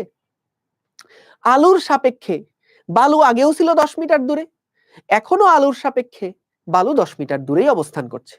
তাহলে আলুর থেকে বালুর যে দূরত্ব সেটা কিন্তু সময়ের সাথে সাথে পরিবর্তন হচ্ছে না। আলু দেখছে সব সময় বালু আমার থেকে 10 মিটার দূরেই তো অবস্থান করছে। তাহলে আলুর সাপেক্ষে বালু কিন্তু স্থির। বুঝতে পারছো? আলুর সাপেক্ষে বালু কিন্তু এখানে কি হবে? স্থির হবে। এই আলুকে আমরা বলবো এটা হচ্ছে আলুর প্রসঙ্গ কাঠামো। আলুর ক্ষেত্রে প্রসঙ্গ কাঠামো ধরো এইটা হচ্ছে আলুর প্রসঙ্গ কাঠামো, ও সবসময় এই জায়গা থেকে মেজার করে। আর খালুর প্রসঙ্গ কাঠামো কোনটা? খালুর প্রসঙ্গ কাঠামো হচ্ছে ধরো এইটা, সে সবসময় এই জায়গা থেকে দূরত্ব মাপে। তাহলে যখন খালুর সাপেক্ষে দূরত্ব হিসাব করা হচ্ছে তখন দেখো প্রথমে দেখলাম যে বালু খালুর থেকে 10 মিটার দূরত্বে ছিল, আর কিছুক্ষণ পরে দেখা গেল খালুর থেকে বালু 100 মিটার দূরত্বে চলে গিয়েছে। তাহলে বলো তো, সময়ের সাথে সাথে খালুর সাথে বালুর অবস্থানের পরিবর্তন হয়েছে না? তাহলে খালুর সাপেক্ষে বালু গতিশীল আর আলুর সাপেক্ষে বালু স্থিতিশীল। বলো এইটা কি সবাই বুঝতে পারছো? অর্থাৎ কোন বস্তু স্থির না গতিশীল, স্থিতি নাকি গতি, স্থিতি না গতি, এইটা নির্ভর করে কিসের উপরে? আমাদের প্রসঙ্গ কাঠামোর উপরে। এইটা নির্ভর করে কিসের উপরে? প্রসঙ্গ কাঠামোর উপরে নির্ভর করে। বুঝতে পেরেছো? স্থিতি নাকি গতি এটা কিসের উপরে নির্ভর করে? এটা কিন্তু নির্ভর করে প্রসঙ্গ কাঠামোর উপরে, যে আমি কোথ থেকে মেজার করছি, কার সাপেক্ষে মেজার করছি। সো তাহলে ওর সাপেক্ষে দেখো ওটা স্থির, আর এর সাপেক্ষে কিন্তু এটা গতিশীল। তাহলে গতিশীল কাঠামো থেকে দেখলে ওটাকে গতিশীল মনে হবে, আর স্থিতিশীল কাঠামো যদি এই কাঠামো থেকে দেখা হয় তাহলে কিন্তু মনে হবে যে ও এর সাপেক্ষে স্থির। তাহলে এটা আমরা সবাই বুঝছি। এখন আসো আমরা তাহলে একটু সংজ্ঞাটা দেখে ফেলি। সময়ের পরিবর্তনের সাথে সাথে দেখো সময় গড়িয়ে যাচ্ছে, এটাকেই বোঝাচ্ছে সময় পরিবর্তনের সাথে সাথে প্রসঙ্গ কাঠামোর সাপেক্ষে। বলছি প্রসঙ্গ কাঠামো কোনটা? ওই যে প্রসঙ্গ কাঠামো হলো যার থেকে দূরত্ব মাপা হচ্ছে। তাহলে প্রসঙ্গ কাঠামোর থেকে, সাপেক্ষে মানে থেকে, প্রসঙ্গ ওই যে বললাম না, যদি সহজভাবে বলা হয় তাহলে তো জিনিসটা হইলো না, একটু কঠিন করে বললে ধরো মনে হবে যে পড়াশোনা করতেছি। তো এই জন্য বইগুলোতে এভাবে কঠিন করে লেখে, আর স্যাররাও চাই আমরা যখন খাতায় লিখবো তখন বইয়ের ভাষাটা লিখি। তো এই কারণে আসলে কঠিন শব্দগুলো এখানে দেওয়া হয়েছে। কিন্তু প্রসঙ্গ কাঠামো এই জিনিসটাই নামেই কিন্তু প্রচলিত, যদিও মজা করতেছি কিন্তু এই নামটা খেয়াল রেখো। রেফারেন্স ফ্রেম বা প্রসঙ্গ কাঠামো সব জায়গাতে এটা প্রসঙ্গ কাঠামোই কিন্তু বলে। ঠিক আছে? সো দেখো যে আমরা এখানে সময়ের পরিবর্তনের সাথে সাথে প্রসঙ্গ কাঠামোর সাপেক্ষে কোনো বস্তুর অবস্থানের যদি পরিবর্তন না হয়, তাহলে ওই বস্তুকে ওই কাঠামোর সাপেক্ষে স্থির বস্তু এবং বস্তুর অবস্থান অপরিবর্তিত থাকার ঘটনাকে স্থিতি বলা হয়, যেটা এতক্ষণ ধরে বললাম যে সময়ের সাপেক্ষে প্রসঙ্গ কাঠামোর সাপেক্ষে সময়ের পরিবর্তনের সাথে প্রসঙ্গ কাঠামোর সাপেক্ষে কোনো বস্তুর যদি অবস্থান পরিবর্তন না হয়, তাহলে সেটাকে আমরা বলি স্থির। সময়ের সাপেক্ষে যদি প্রসঙ্গ কাঠামোর সাপেক্ষে কোনো বস্তুর অবস্থানের পরিবর্তন হয়, তাহলে সেটাকে বলবো গতিশীল। বলো, এই দুইটা সংজ্ঞা কি তোমরা চোখ বন্ধ করে লিখতে পারবা? চোখ বন্ধ, হাত বন্ধ করে লিখতে পারবা? বলো, এই দুইটা সংজ্ঞা তোমরা কি চোখ বন্ধ করে, হাত বন্ধ করে লিখতে পারবা না? পারবা তো? এই পারবা না? পারবা, গুড। হ্যাঁ, প্রসঙ্গ বিন্দুও বলা যাবে, প্রসঙ্গ কাঠামো বা প্রসঙ্গ বিন্দুও বলা যাবে। তো যারা বলেছো যে হ্যাঁ চোখ বন্ধ থাকলে হাত বন্ধ থাকলেও লিখতে পারবো, তোমরা আসলে কি দিয়ে লিখবা বলো তো? হাতই যদি বন্ধ থাকে কি দিয়ে লিখবা? যাই হোক, আশা করি বুঝতে পেরেছো। মনে মনে লিখতে পারবা, সাব্বাস, গুড। পরীক্ষায় কিন্তু মনে মনে লিখে আসলেও নাম্বার পাবা। ধরো তোমার কোনো স্যার খাতা দেখছে, খাতা দেখার পরে বললো যে তুমি এখানে শূন্য পেয়েছো, নাম্বার দিয়ে দিল শূন্য, তখন তুমি স্যারের কাছে যাওয়া নাম্বার বাড়ানোর জন্য। নাম্বার বাড়ানোর জন্য স্যারকে গিয়ে বলবা যে স্যার দেখেন আমি তো এটা খাতায় লিখিনি, কিন্তু আমি মনে মনে লিখেছি স্যার, বিশ্বাস করেন। আমি যদি আবার মনটা খুলে আপনাকে দেখাতে পারতাম, তাহলে আপনি দেখতেন যে আমি মনে মনে এটা লিখেছি, স্যার নাম্বার দিয়ে দিন প্লিজ। তো তা স্যার দেখবা তোমার মনের লেখা দেখে স্যার তোমাকে নাম্বার দিয়ে দিয়েছে, বুঝেছো? ওকে, সো এটা নিয়ে তোমরা চিন্তা করবা না। যদি খাতায় না লিখতে পারো কোনো অসুবিধা নেই, খাতা ফাঁকা রেখে আসবা, খাতা ফাঁকা রেখে এসে মনের মধ্যে লিখে রাখবা। তারপর খাতা দিলে স্যারের কাছে যাবা, মন খুলে স্যারকে দেখিয়ে দিবা যে স্যার এই যে আমি লিখেছি, তাহলেও হবে, কিন্তু ফুল মার্কস পেয়ে যাবে, বুঝেছো? ওকে, এবার আসো গতি। গতি কি বলছে? সময়ের পরিবর্তনের সাথে সাথে প্রসঙ্গ কাঠামোর সাপেক্ষে কোনো বস্তু যদি অবস্থানের পরিবর্তন হয়, তাহলে ওই বস্তুকে আমরা বলি গতিশীল বস্তু, এবং এই অপরিবর্তিত থাকার ঘটনাটাকে আমরা বলি হচ্ছে গতি। সহজ জিনিস, এই সহজ জিনিস কিন্তু এগুলা। ঠিক আছে, গুড। এবার আসো, দুইটা জিনিস আছে একদম সহজ, একটাকে বলে পরম স্থিতি আর বলে পরম গতি। পরম কথাটার মানে হচ্ছে সবার জন্য যা, পরম কথাটার মানে হচ্ছে যেটা সবাই যেটাকে মানবে, পরম, ঠিক আছে? পরম সত্যি, যে ধরো চিরন্তন সত্য, যে একটা চিরন্তন সত্য ঘটনার কথা বলো তো। চিরন্তন সত্য কথার ঘটনা কি হতে পারে? একটা চিরন্তন সত্য, যে ধরো সূর্য পূর্ব দিকে উঠছে, চিরন্তন সত্য। সূর্য পশ্চিম দিকে অস্ত যায়, চিরন্তন সত্য। মাসরুর ভাইয়ার ক্লাস সেরা হয়, চিরন্তন সত্য। তো এরকম ধরো যে আমাদের যে চিরন্তন সত্য কথা আছে, হ্যাঁ, এগুলাকে বলি আমরা পরম সত্য, যেটা সবার জন্য সত্য। হ্যাঁ, তো আমাদের পরম স্থিতি আর পরম গতি এইরকম নামে দুইটা টার্ম আছে। হ্যাঁ, এরকম নামে দুইটা টার্ম আছে। এগুলোর মানে কি? যেমন ধরো পরম স্থিতি, পরম স্থিতি কথাটার মানে কি? পরম স্থিতি কথাটার মানে হচ্ছে কোন একটা বস্তু যদি সবার সাপেক্ষে স্থির হয়, কোন একটা বস্তু যদি সবার সাপেক্ষে স্থির হয়, সেইটাকে আমরা বলি এটা পরম স্থিতিশীল বস্তু। কেউ যদি পরম স্থিতিশীল বলতে আমরা কি বুঝি? পরম স্থিতিশীল বলতে বুঝি যে কোন একটা জিনিস যদি সবার জন্য স্থির হয়, তাহলে এটাকে আমরা বলি পরম স্থিতিশীল। এখন বলতে পারো হ্যাঁ ভাইয়া বুঝছি, পরম স্থিতিশীল একটা এক্সাম্পল পেয়ে গেছি। কি পেয়ে গেছি? বলবো ওই যে ভাইয়া আমাদের ছোট্ট বন্ধু বল্টু, সেই বল্টু যে গাছের নিচে বসেছিল, সেই গাছটা হলো পরম স্থিতি, সেই গাছটা হচ্ছে পরম স্থিতিশীল। এখন বলো তো, গাছটা ছিল পৃথিবীর ভূপৃষ্ঠের উপরে, পৃথিবীর উপরেই তো গাছ ছিল, তাই না? সো পৃথিবীর উপরে গাছ ছিল, তুমি বলছো যে ভাইয়া গাছটা হলো পরম স্থিতিশীল একটা বস্তু, কিন্তু বলতো গাছটা কি আসলেই স্থিতিশীল? গাছ আছে পৃথিবীর উপরে, এই পৃথিবী কি স্থির নাকি? তোমরা জেনে অবাক হবে যে পৃথিবী কিন্তু ঘুরছে। অনেকে আজকে জীবনে প্রথমবারের মতন জানলে, আমি জানি, যে ভাইয়া পৃথিবীও না ঘুরছে। তোমরা কি এটা জানো যে পৃথিবী যে ঘুরছে? পৃথিবী কিন্তু ঘুরছে, তাই না? জানো, গুড। সো এই যে পৃথিবী ঘুরছে, তাহলে এটা কি একটা গতিশীল না? তার অবস্থানের পরিবর্তন হচ্ছে না? পৃথিবী তো সূর্যের চারদিকেও ঘুরছে, পৃথিবী যেমন নিজের অক্ষের সাপেক্ষেও ঘুরে, আবার তেমনি পৃথিবী সূর্যের চারদিকেও ঘুরছে। সো তাহলে ওই যে আমরা বলছিলাম যে বল্টুটা যে গাছের নিচে বসেছিল, সে গাছ হলো স্থিতিশীল, পরম স্থিতিশীল, এটা কি আসলে সত্যি হইল? গাছ তো পৃথিবীর উপরে, পৃথিবীই তো গতিশীল, তাহলে গাছও গতিশীল না? তাহলে গাছ কিন্তু পরম স্থিতিশীল বস্তু হইল না। তাইলে সূর্য কি পরম স্থিতিশীল? যে হ্যাঁ ভাই, সূর্য তো এই যে সূর্য তো ভাই স্থির থাকে, সূর্যের চারদিকে তো আমরা ঘুরি, তাহলে সূর্য মনে হয় স্থির না, সূর্যও কিন্তু ঘুরতে থাকে। সো তাহলে কোনো বস্তুই কিন্তু পরম স্থিতিশীল না, কোনো বস্তুই পরম স্থিতিশীল না। বলো এটা কি বুঝছো সবাই? বলো এটা কি সবাই বুঝছো? বুঝছো। এবং যদি এরকম পরম স্থিতিশীল কোনো বস্তু পাওয়া যেত, তার সাপেক্ষে যে বস্তুটা গতিশীল সেটাকে আমরা বলতাম পরম গতিশীল। আবার শোনো, যদি পরম স্থিতিতে কোনো বস্তু নাই, যদি পরম স্থিতিশীল কোনো বস্তু পাওয়া যেত, তার সাপেক্ষে যে বস্তু গতিশীল সেটাকে আমরা বলতাম পরম গতিশীল। কিন্তু ভাই পরম স্থিতিশীলই কোনো বস্তু নাই, তাহলে পরম গতিশীলও কোনো বস্তু নাই।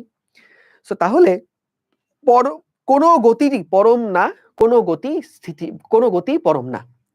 ঠিক আছে, স্থিতিশীল বা গতিশীল সবগুলাই হচ্ছে আপেক্ষিক, পরম না। কোনো বস্তুই পরম স্থিতি বলতে কি বললাম, যেমন একটা বস্তু যেটা ধরো সবার সাপেক্ষে স্থিতিশীল, এরকম কোনো বস্তু নাই। সবার সাপেক্ষে গতিশীল, এরকমও কোনো বস্তু নাই। এটাকেই সহজে বলছে যে পরম স্থিতিশীল কোনো বস্তু নাই, পরম গতিশীল কোনো বস্তু নাই। তাহলে সবাই বুঝছো এটা? ক্লিয়ার? ঠিক আছে, ডান। এই সহজ না? সহজ না বলো? গুড, সহজ। এবার আসো আরো সহজ জিনিস নিয়ে আলোচনা করি আমরা, আরো সহজ জিনিস নিয়ে। হাউমাউ করে কাঁদবা, এটা এত সহজ জিনিস। দেখো আমাদের এখন আমরা বিভিন্ন ধরনের, যেহেতু অধ্যায়ের নাম গতি, আমরা এখন বিভিন্ন ধরনের গতি নিয়ে আলাপ করব, বুঝছো? বিভিন্ন ধরনের গতি নিয়ে আলাপ করব। তো ভাইয়া বিভিন্ন ধরনের গতি বলতে কি? যে ধরো আমরা এরকম দেখি না কোনো বস্তু সরল রেখায় যাচ্ছে, কোনো বস্তু আবার ঘুরতে ঘুরতে ঘুরতে ঘুরতে যাচ্ছে, আবার ঘড়ির কাঁটার গতি দেখি সেটা এরকম বৃত্তাকার পথে ঘুরে।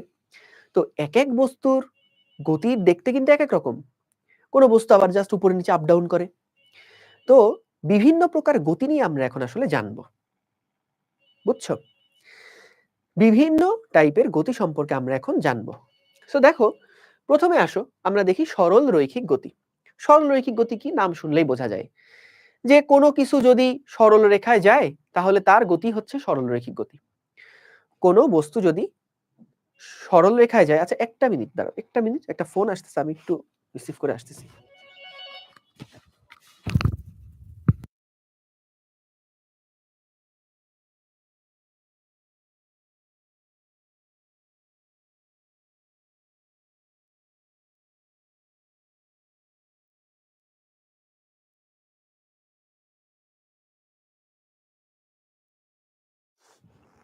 হ্যাঁ বাচ্চারা চলে এসেছি, শুনতে পাচ্ছ? শুনতে পাচ্ছ? বলো, শুনতে পাচ্ছ বাচ্চারা? বাচ্চারা শুনতে পাচ্ছ? না আমার ইন্টারকমে ফোন আসছিল, বাসায় নাই তো কেউ, সেই কারণে আমাকে ধরতে হয়েছে। ফোন আসছিল না। আমি কি আমার ইন্টারকমের নাম্বার দিব তোমাদেরকে? দিয়ে দিতে পারি। আমার ইন্টারকমের নাম্বার হচ্ছে 203। তোমরা চাইলে যে কোনো সময় 203 নাম্বার ডায়াল করেই পাবা। ওকে, ঠিক আছে, গুড। তো দেখেছো নাম্বার দিয়ে দিলাম, কি উদার আমি। আমার উদারতার প্রশংসা করতে হয়।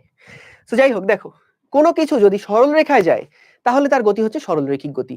এই এটা যদি তোমাকে ধরো জীবনে কোনোদিন পড়ো নাই, কিন্তু কেউ বলছে এই সরল রৈখিক গতি, এই আমার বন্ধু পেয়ে গেছি একটা। ওই যে আমরা দুই বন্ধুর নাম বলছিলাম না, আমাদের দুই বন্ধু, একজন শশা একজন মশা, তো মশা আমার সামনে ঘোরাফেরা করছে। যাই হোক, যেটা বলছিলাম যে সরল রৈখিক গতি কোনগুলা? সরল রৈখিক গতি হচ্ছে সেগুলা যেগুলো সরল রৈখিক পথে চলে। এর থেকে সহজ সংজ্ঞা আর আছে আমার? বলো। যে এই গতিটা দেখবা সরল রৈখিক পথে চলছে, এটাকে আমরা বলবো সরল রৈখিক গতি। সিম্পল, এটা সবাই বুঝে। ডান, গুড। ওকে, এর পরের প্রশ্ন, ঘূর্ণন গতি। সহজ জিনিস, যে বস্তু ঘোরে, যে বস্তু ঘুরছে সেই গতিটাকে আমরা বলবো ঘূর্ণন গতি। ভাই পরীক্ষায় তো আর এমনি লেখা যাবে না, তুমি তো মনের খাতায় লিখলে হবে না, তোমাকে পরীক্ষার খাতায় লিখতে হবে। সো পরীক্ষার খাতায় লেখার জন্য এই যে ঘূর্ণন গতি যেটা, সেই ঘূর্ণন গতি তোমরা কিভাবে বলবা? ঘূর্ণন গতিটা বোঝার জন্য, সংজ্ঞাটা ভালোভাবে লেখার জন্য আমাদের অক্ষ কি সেটা আগে একটু বুঝতে হবে। অক্ষ কাকে বলে? মনে করো কোনো একটা বস্তু বৃত্তাকার পথে ঘুরছে। এই যে দেখো, এই যে কোনো একটা বস্তু এরকম বৃত্তাকার পথে ঘুরছে, দেখেছো? সে বৃত্তাকার পথে যে ঘুরছে, আমরা মনে করো এটা উপর থেকে দেখছি, এটা উপর থেকে দেখছি। এখন যদি এটাকে একটু সাইড থেকে দেখা হয়, আচ্ছা উপর থেকে সাইড থেকে বুঝছো কি বললাম? ধরো এই যে একটা দড়ির এক প্রান্তে ধরছি আর এক প্রান্তে আমরা হচ্ছে একটা বস্তুকে ঝুলাইছি। ঝুলায় নিয়ে এরকম টকবক টকবক করে ঘুরাচ্ছি। কিভাবে ঘুরাচ্ছি? যদি অবজেক্টিভের প্রশ্ন আসে যে মাসরুর ভাইয়া কিভাবে দড়ি ঘুরাচ্ছিলেন, তাহলে উত্তর কি? ঝিকঝিক হবে, টকবক হবে। তো ভাইয়া মনে করো টকবক করে একটা সুতা, একটা পাথর টকবক করে ঘুরাচ্ছি, হ্যাঁ? তো যখন আমি টকবক করে ঘুরাচ্ছি, এটা হলো উপর থেকে কেউ দেখছিল। উপর থেকে কেউ দেখছে, এইরকম করে কেউ দেখছে যে আমি ঘুরাচ্ছি। তো যখন ঘুরাবে তখন কি এরকম একটা বৃত্তাকার পথ আমরা দেখবো না বলতো? এইরকম একটা বৃত্তাকার পথে ঘুরছে, এটা দেখবো। সো এখন আমরা যদি একটু সাইড থেকে দেখি যে না, উপর থেকে এতক্ষণ দেখছিলাম বৃত্তাকার পথে ঘুরছিল, কিন্তু এবার আমরা একটু সাইড থেকে দেখবো, তাহলে সাইড থেকে দেখলে এটা কেমন দেখাবে? সাইড থেকে দেখলে এটা কেমন দেখাবে? সাইড থেকে দেখলে দেখাবে যে আমাদের বস্তুটা এইরকম একটা পথে ঘুরছে, তাই না? এটা একটু চ্যাপ্টা লাগবে, মানে আমি সাইড ভিউ দেখতেছি, সাইড ভিউ, সাইড ভিউ। এতক্ষণ উপর থেকে দেখতেছিলাম ঘুরছে, এবার একটু সাইড ভিউ দেখছি। এই বুঝতে পারছো? দুইটা ভিউ কি বুঝছো? দুইটা ভিউ কি বুঝছো বাচ্চারা? বুঝছো না? গুড। সো তাইলে দেখো যে আমরা এখান থেকে এই যে এই বস্তুটা যাকে কেন্দ্র করে ঘুরছে ভাইয়া, এই দেখো, এই যে বস্তুটা, এটা যাকে কেন্দ্র করে ঘুরছে, এই বস্তুটা যাকে কেন্দ্র করে ঘুরছে, হ্যাঁ, এই বস্তুটা যাকে কেন্দ্র করে ঘুরছে, সেই কেন্দ্রবিন্দু থেকে তলের সাথে লম্ব বরাবর যে রেখাটা, এইটাকে আমরা বলি অক্ষ। এইটাকে আমরা বলি অক্ষ। এটাকে আমরা বলি অক্ষ।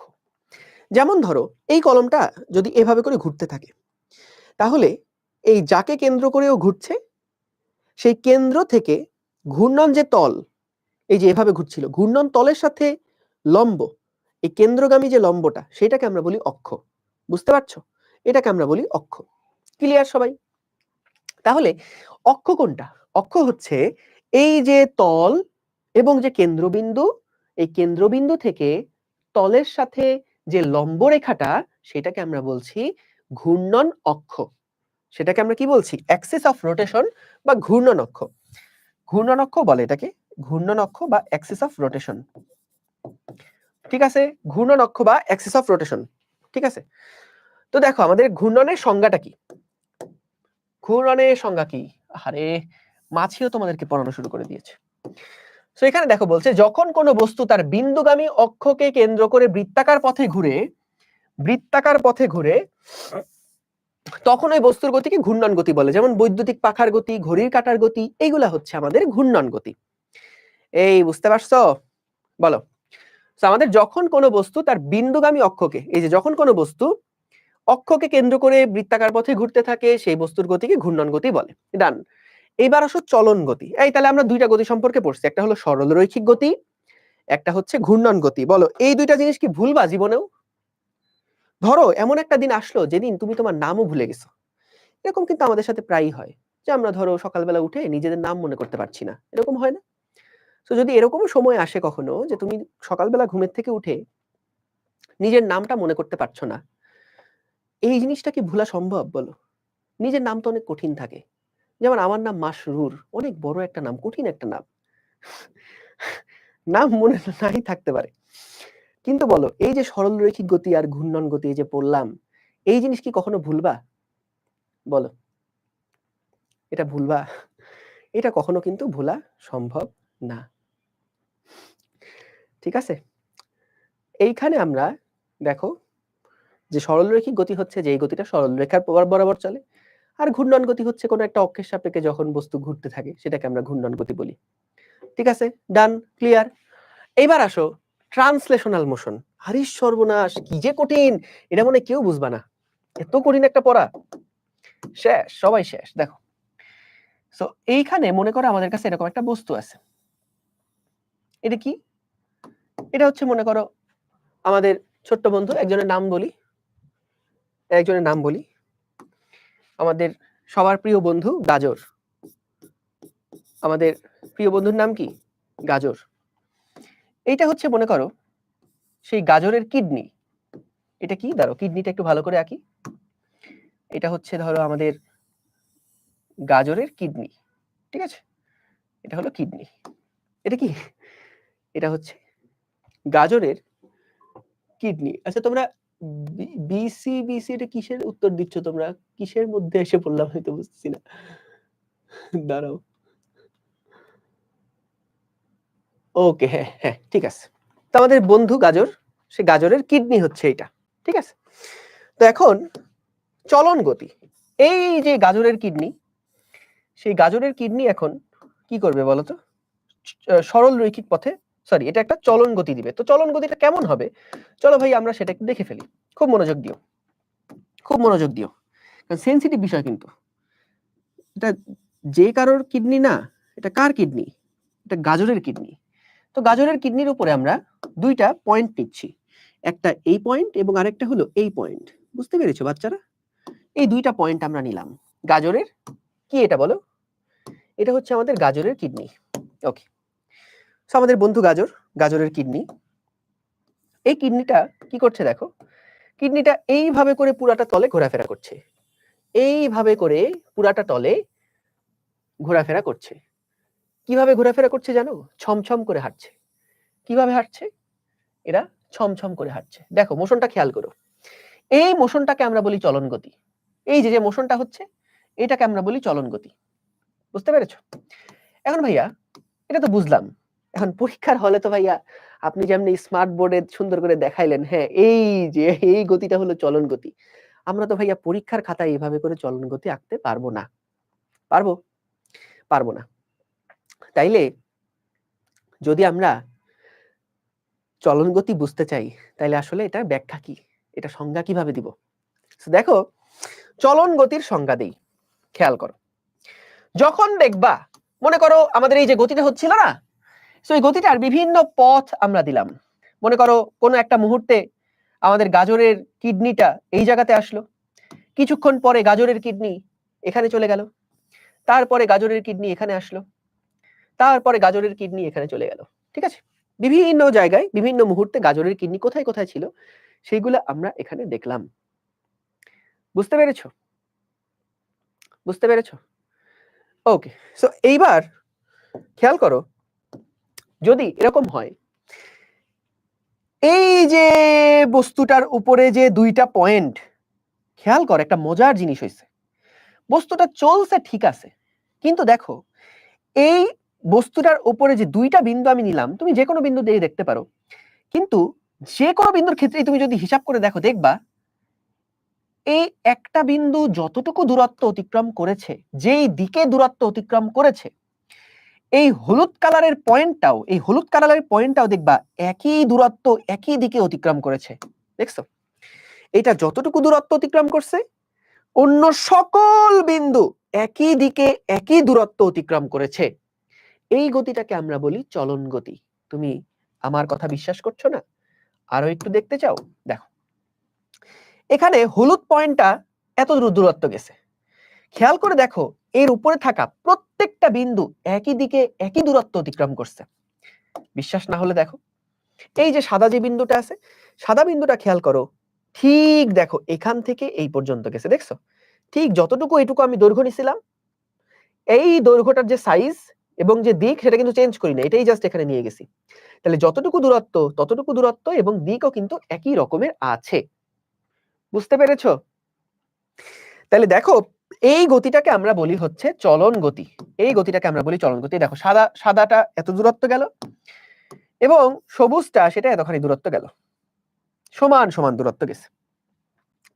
তারপরে ধরো এই সাদাটা যখন এখান থেকে এতখানি দূরত্ব গেছে, আমাদের হলুদ পয়েন্টটাও দেখো ঠিক ততখানি দূরত্বই গেছে। সো এটাই বলছিলাম, কোন বস্তু যদি এমন ভাবে চলতে থাকে যে তার প্রতিটা কণা একই দিকে সমান দূরত্ব অতিক্রম করে, তবে তার এই গতিকে চলন গতি বলে। তাহলে বলো, নিজের নাম তো কঠিন, ভুলে যেতেই পারো। এই যেভাবে করে পড়লাম, এরপরে কি আর কখনো ভুলবা? বলো তো দেখি, এর পরে কি আর কখনো ভুলবা? বলো বলো, আর কখনো ভুলবা চলন গতি? বলো। না, ভুলবা না। গুড। তো ফাইনালি আরেকবার, চলন গতি কোনটা? এটা এমন একটা গতি যখন বস্তুর উপরে প্রত্যেকটা কণা একই দিকে একই দূরত্ব অতিক্রম করে। দেখো এই যে গতিটা এরকম হলো না, এর উপরে থাকা এই কণাটা যতটুকু দূরত্ব গেছে এই কণাটা ঠিক ততটুকু দূরত্ব গেছে, এই কণাটা যতটুকু দূরত্ব গেছে এই কণাটা ততটুকু দূরত্ব গেছে। অর্থাৎ এর উপরে থাকা শুধুমাত্র দুইটা বিন্দু দিয়ে আমি দেখাইছি, কিন্তু তুমি যে কোনো বিন্দু নিয়ে যদি দেখো তাহলে ওই পার্টিকুলার কণাটা ঠিক সবাই, প্রত্যেকটা কণা সবাই একই দিকে একই দূরত্ব অতিক্রম করছে, সবাই একই দিকে একই দূরত্ব অতিক্রম করছে। এই ধরনের গতিকে আমরা বলি চলন গতি। তাহলে তোমরা এখন আমাকে একটু বলো যে এই গতিটা কি চলন গতি হবে কিনা। ধরো আমরা আবার আমাদের বন্ধু গাজরের একটা কিডনি নিলাম, একটা কিডনি ওখানে রেখে এসেছি, এটা আরেকটা কিডনি। সো বলো এই কিডনিটা এখন দেখা গেল, সরি এই কিডনিটা এখন দেখা গেল এর উপরে দুইটা বিন্দু, একটা বিন্দু হচ্ছে এইটা এবং আর একটা বিন্দু হচ্ছে এইটা, দুইটা বিন্দু আমরা নিলাম, বুঝছো? সো বলো তো এই দুইটা বিন্দু যখন মনে করে এবার ঘূর্ণন, এবার একটা কাজ হলো, চলন গতিটা যদি এইরকম হয় তাহলে এইটাকে কি আমরা চলন গতি বলতে পারবো কিনা বলো তো? এবার কি করছে, এবার শুধু সোজা সে যায় নাই, এবার সে নিজে একটু বাঁক নিয়ে তারপরে গেছে। এটাকে কি আমরা চলন গতি বলতে পারবো কি না? এটা কি চলন গতি বলতে পারবো না? কেন বলতে পারবো না? কারণ দেখো সাদা যে কণাটা সেটা যতটুকু দূরত্ব গেছে, আচ্ছা বলতো এই যে হলুদ কণা সেটা কি ততটুকু দূরত্ব গেছে? হলুদ কণাটা কি আরো বেশি দূরত্ব গেছে না? তাহলে দুটো কি সমান হইলো? প্রত্যেকটা কণা কি একই দিক বরাবর একই দূরত্ব অতিক্রম করলো? করলো না। তাহলে এই গতিকে আমরা বলবো এইটা ভাইয়া চলন গতি নয়, এইটা হচ্ছে চলন গতি নয়। এই বুঝেছো বাচ্চারা কাচ্চারা, বুঝেছো? ক্লিয়ার? চলন গতি নয়, ঠিক আছে? ক্লিয়ার কিনা সবাই জানাও, সবাই কি ক্লিয়ার? ক্লিয়ার, ওকে ডান, ঠিক আছে। এইবার আসো আমরা আরেক ধরনের গতি দেখি, পর্যাবৃত্ত গতি। আগে লেখা পড়ার দরকার নাই, আগে এই লেখাটা পড়ার দরকার নাই, তোমরা আমাকে ভুল বুঝো।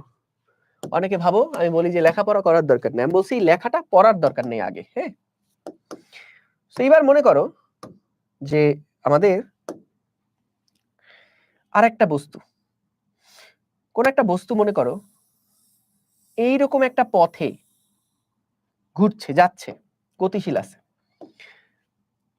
কোন একটা কণা, ধরো এইটা হচ্ছে আমাদের একটা কণা, এই খেয়াল করো বাচ্চারা, খেয়াল করো, এইটা হচ্ছে মনে করো আমাদের কোন একটা কণা। এই কণাটা কি করলো, মনে করো এটা একটা নির্দিষ্ট বিন্দু, এটা কি বিন্দু? এটা একটা নির্দিষ্ট বিন্দু।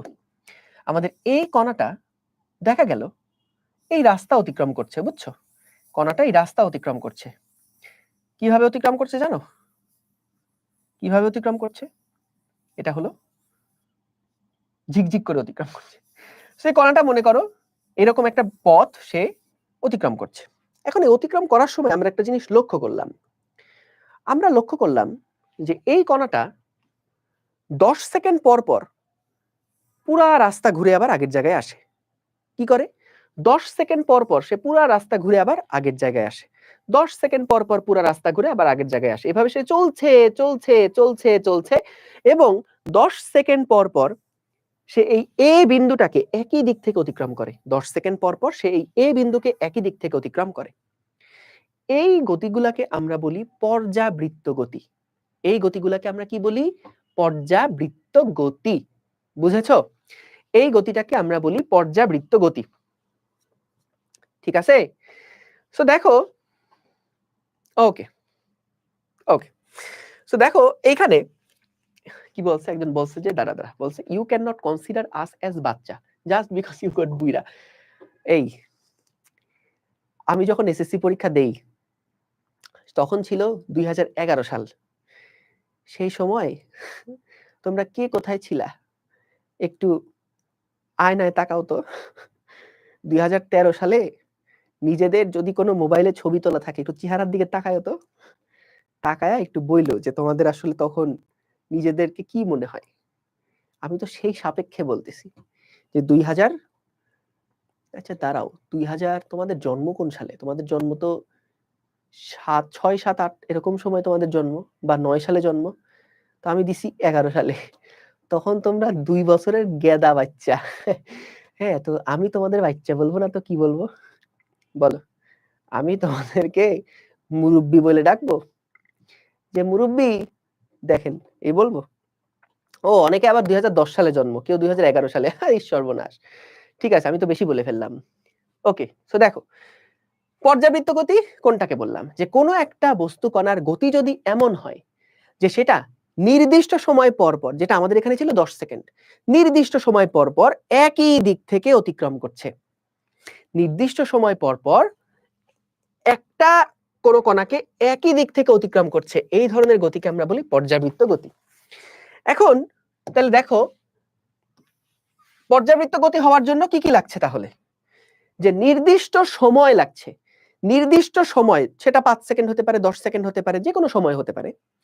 যে ধরো আমি ধরে নিলাম 20 সেকেন্ড। 20 সেকেন্ড পর পর কোনো একটা কণা যদি একটা নির্দিষ্ট রেখাকে একই দিক থেকে অতিক্রম করে, নির্দিষ্ট সময় পর পর একই দিক থেকে অতিক্রম করে, তাহলে সেই গতিটাকে আমরা বলছি পর্যাবৃত্ত গতি।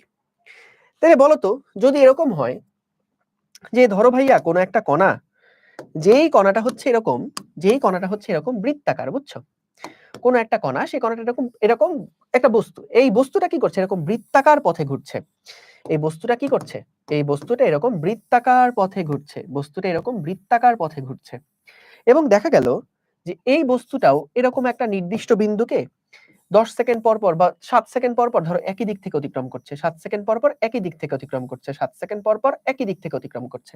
তাহলে বলো তো ভাইয়া, এই গতিটাকেও আমরা কি কি বলতে পারবো? পর্যাবৃত্ত গতি বলতে পারবো না? তাহলে এটা কিন্তু একটা যেমন ঘূর্ণন গতিও, কারণ ও বৃত্তাকার পথে ঘুরছে, ঠিক তেমনি এটা একটা পর্যাবৃত্ত গতিও বলতে পারবো। বলো, বুঝছো? বুঝছো এটা কি বললাম? Very good. সো আমাদের পর্যাবৃত্ত গতি যেটা, তাহলে এটা কোনটা? যে যার একটা পর্যায় থাকবে, পুরো একটা সাইকেল থাকবে, ঘুরে আবার আগের জায়গায় আসবে একটা নির্দিষ্ট সময় পর পর। যেমন ধরো ঘড়ির কাঁটার গতি, খুব সুন্দর একটা এক্সাম্পল। ধরো সেকেন্ডের কাঁটা, বলো তো ভাইয়া, সেকেন্ডের কাঁটা কতক্ষণ সময় পর পর সেটা আবার আগের জায়গায় আসে? কতক্ষণ সময় পর পর ঘুরে সেটা আবার আগের জায়গায় আসে বলো তো? বলো, সেকেন্ডের কাঁটা কতক্ষণ সময় পর পর সেটা ঘুরে আবার আগের জায়গায় আসে বলো তো? 60 সেকেন্ড পর পর। বলো তো মিনিটের কাঁটা কতক্ষণ পর পর আবার আগের জায়গায় আসে? 12 ঘন্টা পর পর। কি বললাম আমি এটা? 1 ঘন্টা পর পর, সরি। মিনিটের কাঁটা 1 ঘন্টা পর পর কিন্তু সেটা আবার আগের জায়গায় আসে। ঘন্টার কাঁটা 12 ঘন্টা পর পর আবার আগের জায়গায় আসে। সো এগুলা কিন্তু খুব সহজ, সিম্পল। ঠিক আছে ভাইয়া? ঠিক আছে? গুড। সো তাহলে পর্যাবৃত্ত গতি আমরা বুঝলাম। আচ্ছা, এখন তোমাদের জন্য আমার একটা কুইজ। চলো আমরা একটা সুন্দর, হ্যাঁ, সিমুলেশন দেখে নেই। দেখো ভাইয়া, এইটা কিন্তু একটা পর্যাবৃত্ত গতি, মানছো? কারণ এটা দেখো নির্দিষ্ট সময় পর পর এই যে একই দিক থেকে অতিক্রম করতেছে, একই দিক থেকে নির্দিষ্ট সময় পর পর, এটা খেয়াল রাখতে হবে। কখনো 2 সেকেন্ড পর অতিক্রম করলো, কখনো 10 সেকেন্ড পর অতিক্রম করলো। এই ফাইজলামি কিন্তু আমরা মানবো না, যে ভাই তুমি আসবা ইচ্ছা মতন আসবা, এই জিনিস কিন্তু আমরা মানবো না। আমাদের সবসময় খেয়াল রাখতে হবে, ঘুরে যখন এটা আবার আগের জায়গায় আসবে, সেটা যেন নির্দিষ্ট সময় পর পর হয়। যে 2 সেকেন্ড পরে আসলাম, আবার মন চাইলো 5 সেকেন্ড পরে আবার আসলাম, আবার মন চাইলো এবার 1 সেকেন্ড পরে যাই, এই ফাইজলামি কিন্তু আমরা মানবো না। নির্দিষ্ট সময় হতে হবে, নির্দিষ্ট সময় পর পর একই দিক থেকে যদি অতিক্রম করে, তাহলে এই গতিকে আমরা বলি পর্যাবৃত্ত গতি। Simple, clear?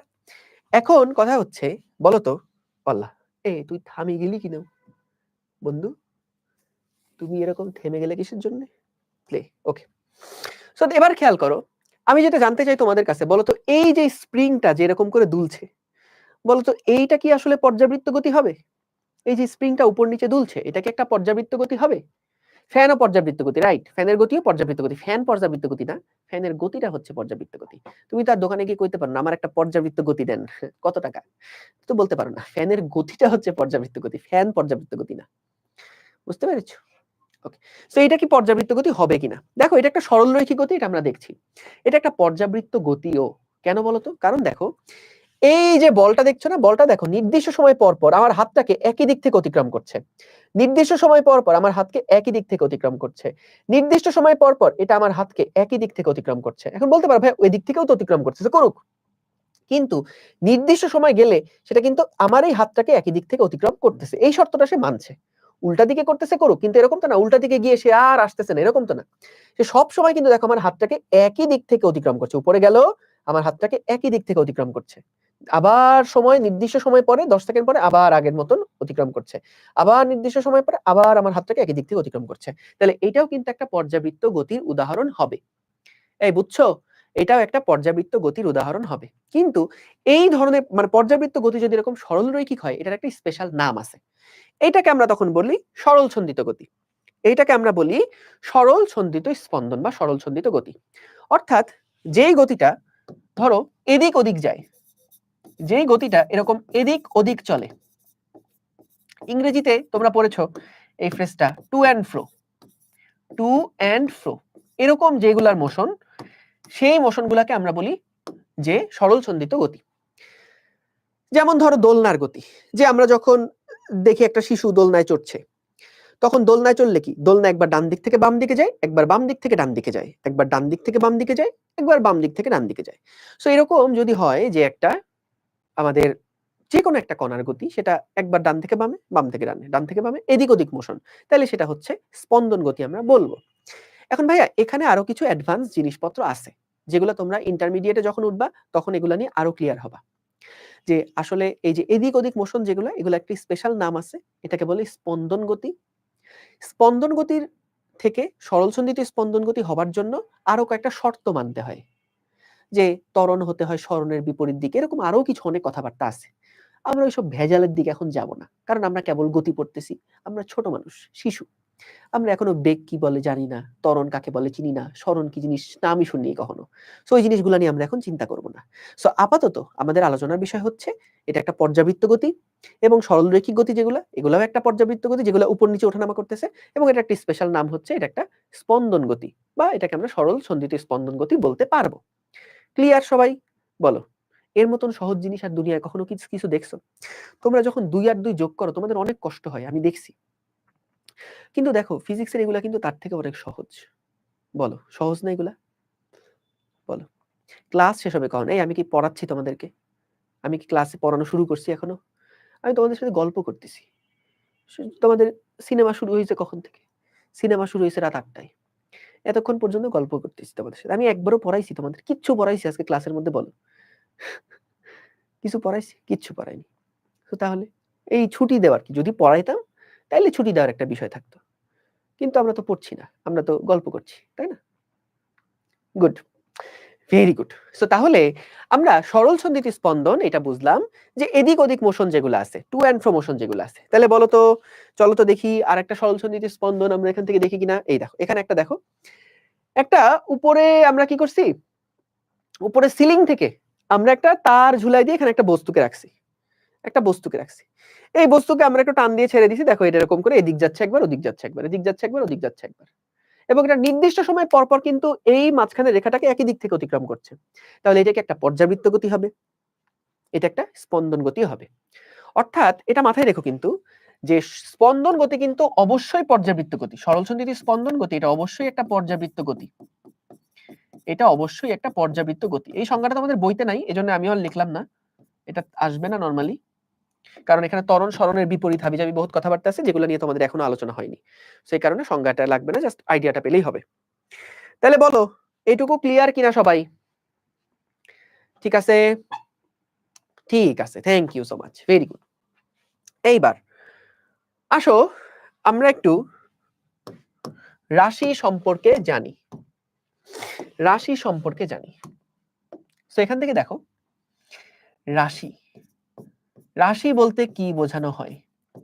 রাশির ইংরেজি হচ্ছে কোয়ান্টিটি। রাশি মানে কি?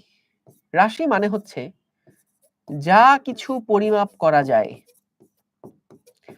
যা কিছু পরিমাপ করা যায়, যা কিছু পরিমাপ করা যায়, যা কিছু পরিমাপ করা যায়। রাশি হচ্ছে কি?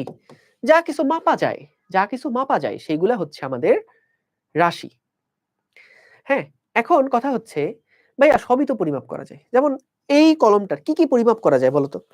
এই কলমটার আমরা চাইলে দৈর্ঘ্য পরিমাপ করতে পারি, এই কলমটার আমরা চাইলে আয়তন পরিমাপ করতে পারি, এই কলমটার চাইলে আমরা ভর পরিমাপ করতে পারি। তাহলে এরকম যা কিছু পরিমাপ করা যায়, ভর মাপা যায়, দৈর্ঘ্য মাপা যায়, আয়তন মাপা যায়, সময় মাপা যায়, যা কিছু পরিমাপ করা যায় তাকে আমরা রাশি বলি। তো ভাই পরিমাপ করা যায় না কি জিনিস আবার? সবই তো পরিমাপ করা যায়। কি পরিমাপ করা যায় না? ধরো আমি তোমাকে বললাম যে জানো আমার আজকে অনেক দুঃখ। সো তুমি আমাকে কি উল্টা জিজ্ঞেস করবা যে ভাই আপনার দুঃখটা কত ইউনিট?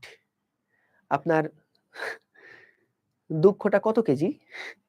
আপনি কয় গ্রাম দুঃখ নিয়ে হেঁটে বেড়াচ্ছেন? সো দুঃখের কিন্তু মাপা যায় না। দুঃখ কি মাপা যায়? দুঃখ মাপা যায় না। আবার দুঃখ ব্যাপারটা এরকম যে ধরো তুমি একরকম মাপবা, তোমার কাছে একই ঘটনার দুঃখ যেমন, তোমার বন্ধুর কাছে ওই ঘটনার দুঃখ আবার কমও হইতে পারে, বেশি হইতে পারে। যেমন একটা এক্সাম্পল দিই। মনে করো তুমি কোন রকমে পাশ করা স্টুডেন্ট, আমার মতন। যে ভাই আমি পরীক্ষায় যখন 100 নাম্বারের পরীক্ষা হয়, আমি ভাইয়া 80-র উপরে অ্যান্সার করে আসি।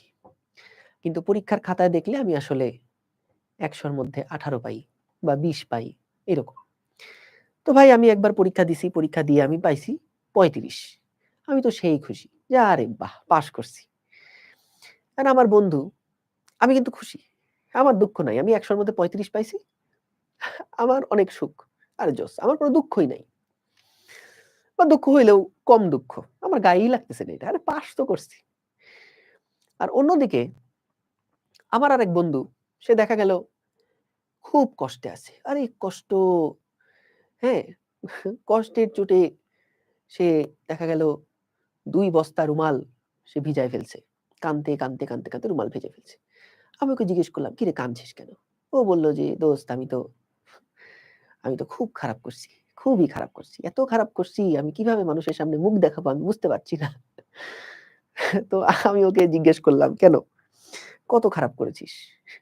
আমি তো মনে মনে খুশি হয়েছি যে যাক, এত যেহেতু কষ্ট পাইছে তাইলে তো আমার থেকে কম পাইছে এটুকু শিওর। তো জিজ্ঞেস করলাম যে বন্ধু কত?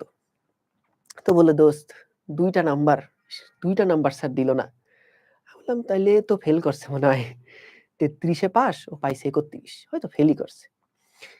তা আমি বললাম না দোস্ত থাক, মন খারাপ করিস না, এরকম হয়, দেখ পড়াশোনা করছিস, সামনের বার ভালো করবি, চিন্তা করিস না, এবার ফেল করেছিস, সামনের বার পাস করবি। বলে না আমি তো ফেল করিনি। আমি বললাম তাইলে? বলে যে দোস্ত আমি 2টা নাম্বার হইলে আমি 100-তে 100 পাইতাম, স্যার আমাকে 98 দিয়ে রাখছে, এই কষ্ট আমি কোথায় রাখি? তাহলে চিন্তা করো, এই যে 2টা ঘটনা, একজন 35 পেয়ে অনেক খুশি যে যাক পাস করছে, আরেকজন 98 পাইছে, সে তাও দুঃখে কষ্টে তার বালিশ ভিজে যাচ্ছে, এরকম একটা অবস্থা। তো তাইলে দুঃখ কার কত, এটা কি পরিমাপ করা যায়? এটা মাপা যায়? এটা মাপা যায় না, এটার কোনো স্কেল নাই ভাইয়া। তাইলে যা কিছু পরিমাপ করা যায় না সেইগুলা কোনো রাশি না, বুঝছো? যা কিছু পরিমাপ করা যায় সেইগুলা হচ্ছে রাশি। বুঝতে পারছো? বুঝতে পারছো? সো আমাদের যা কিছু পরিমাপ করা যায় না, আরো কয়েকটা এক্সাম্পল বলো তো যা কিছু পরিমাপ করা যায় না। যেমন সুখ পরিমাপ করা যায় না, আনন্দ পরিমাপ করা যায় না। সো যা কিছু পরিমাপ করা যায় না সেগুলা হচ্ছে রাশি না, যেগুলা পরিমাপ করা যায় এগুলা হচ্ছে রাশি। বুঝতে পেরেছো? বলো। তাহলে আমরা দেখলাম যে যা কিছু পরিমাপ করা যায় সেগুলা হচ্ছে রাশি। তো দিকের ভিত্তিতে, দিক নির্ণয়ের ভিত্তিতে, দিক নির্ণয়ের ভিত্তিতে রাশিকে 2টা ভাগে আমরা ভাগ করতে পারি। রাশিকে আরো 2 ভাগে ভাগ করা যায়, সেটা আমরা ফার্স্ট চ্যাপ্টারে গিয়ে দেখব। ফার্স্ট চ্যাপ্টারে আমরা দেখব মৌলিক রাশি, লব্ধি রাশি, লব্ধ রাশি, এরকম কয়েকটা টার্ম আছে, সেগুলো আমরা দেখব।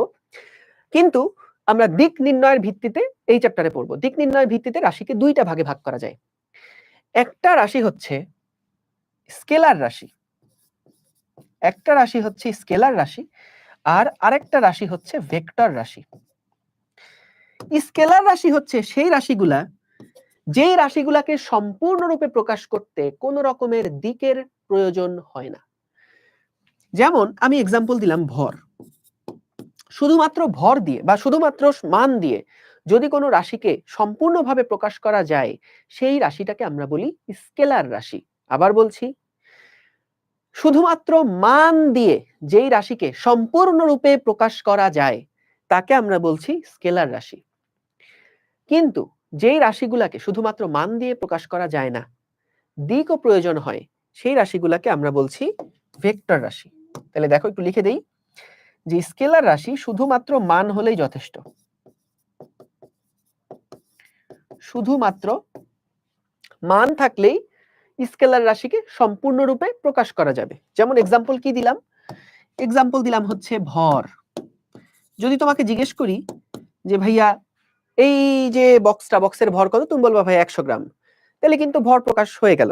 এটা আর কেউ জিজ্ঞেস করবে না ভাই কোন দিকে ভর 100, এটা কি উত্তর দিকে 100 দক্ষিণ দিকে, এরকম কিন্তু কেউ জিজ্ঞাসা করবে না। এটা মেক সেন্স করে না। তো তাহলে আমাদের স্কেলার রাশি যেগুলা, সেগুলা হচ্ছে শুধুমাত্র মান দিয়ে সম্পূর্ণরূপে প্রকাশ করে ফেলা যায়, দিকের প্রয়োজন হয় না। অন্যদিকে ভেক্টর রাশি হচ্ছে তাদেরকে সম্পূর্ণরূপে প্রকাশ করার জন্য মান ও দিক উভয়েরই প্রয়োজন হয়, মান এবং দিক উভয়েরই প্রয়োজন হয়। আচ্ছা বলো তো সময় কি রাশি? সময় কি রাশি? সময় কোন দিক বরাবর সময়, এটা হয়? হয় না। তো সময়ও কিন্তু একটা স্কেলার রাশি, সময় স্কেলার রাশি। বলো তো শক্তি, শক্তিও কি রাশি? স্কেলার রাশি। কার কত শক্তি, এটা কি ভেক্টর? না, শক্তিটাও কিন্তু স্কেলার। এখন ভেক্টরের একটা এক্সাম্পল দেই। মনে করো বল, কোন একটা বস্তুর উপর তুমি একটা ধাক্কা দিছো, একটা বল প্রয়োগ করছো। কোন একটা বস্তুর উপর তুমি একটা ধাক্কা দিছো, একটা বল প্রয়োগ করছো। এখন এই যে বল প্রয়োগ করলা, আমি বললাম যে এই বস্তুর উপর আমি 10 নিউটন বল প্রয়োগ করছি। এখন বলো তো এই 10 নিউটন বল যে প্রযুক্ত হলো, তুমি আমাকে উল্টা জিজ্ঞেস করবে না যে ভাই এই 10 নিউটন বলটা কোন দিক বরাবর প্রয়োগ করছেন? আপনি কি এটা ডান দিক থেকে বাম দিকে দিছেন, নাকি উপর থেকে নিচে বল প্রয়োগ করছেন, নাকি সামনে থেকে পিছনে বল প্রয়োগ করছেন? কোন দিক বরাবর বল প্রয়োগ করছেন? এই 10 নিউটন বলটা কোন দিক বরাবর কাজ করছে? তাহলে দেখো এই বল, এই রাশিটাকে শুধুমাত্র যদি আমি বলি বল হলো 10 নিউটন, তাহলে কিন্তু এই সম্পর্কে আরো তথ্য জানার দরকার হয় যে আমাদের এই বলটা কোন দিক বরাবর কাজ করছে। এটা কি, তা নাহলে তো আমি বুঝতে পারবো না যে বস্তু কোন দিকে যাবে। যদি আমি সামনে ধাক্কা দেই সামনে যাবে, পিছনে ধাক্কা দিলে পিছনে যাবে। তাহলে আমি শুধু বললাম এই বস্তুর উপরে বল প্রয়োগ করছে 10 নিউটন, তাহলে কি আমি বুঝতে পারবো যে আসলে এটা কোন দিকে যাচ্ছে, কিভাবে যাচ্ছে? বুঝবো না। সো এই কারণে আমাকে কিন্তু বল প্রয়োগ করার সাথে মানের সাথে সাথে দিকটাকেও প্রকাশ করতে হবে যে কোন দিক বরাবর যাচ্ছে। তাহলে মান আর দিক দুইটা যখন একসাথে আমরা প্রকাশ করব, বা যেই রাশিগুলাকে সম্পূর্ণরূপে প্রকাশ করার জন্য মানও লাগে দিকও লাগে, সেগুলাকে আমরা বলছি ভেক্টর রাশি। যেগুলাতে শুধুমাত্র মান হলেই যথেষ্ট, সেগুলোকে আমরা বলছি কি স্কেলার রাশি। বলো এইটুকু কি সবাই বুঝছো কিনা? বলো সবাই কি এইটা ক্লিয়ার কিনা বলো। ভাইয়া আল্লাহ সময় কইতে গেল, আমিও না বুঝতেছি না আসলে। আমি ভাবছি কি যে সময় মনে হয় আধা ঘন্টা গেছে, পরে তাকাই দেখি 1 ঘন্টা 22 মিনিট হয়ে গেছে। আমি আসলে আন্তর্জাতিকভাবে দুঃখিত যে আসলে সময় খুব তাড়াতাড়ি চলে গিয়েছে। আসলে মুভি এরকমই, বুঝেছো? মুভি দেখতে গেলে আসলে কোন সময় যে চলে যায় বোঝা যায় না। ঠিক আছে? ডান। Very good. আচ্ছা আমার নাম কি? আমার নাম একটা দিয়ে দাও তোমরা। হ্যাঁ? নাম একটা দিয়ে দাও। ওকে। সো এবার আসো আমরা ২ টা টাইপের স্কেলার এবং ভেক্টর এইগুলার আমরা হচ্ছে ২ টা এক্সাম্পল দেখব। একটা হচ্ছে দূরত্ব আর একটা হচ্ছে সময়। একটা হলো দূরত্ব আর একটা হচ্ছে সময়। না আমি আর ৭ মিনিট, সর্বোচ্চ আর ৭ মিনিট পড়াবো। আর ৭ মিনিট। ঠিক আছে? সো দেখো একটা হলো দূরত্ব, একটা হলো সময়। সো দূরত্ব কি সময় কি?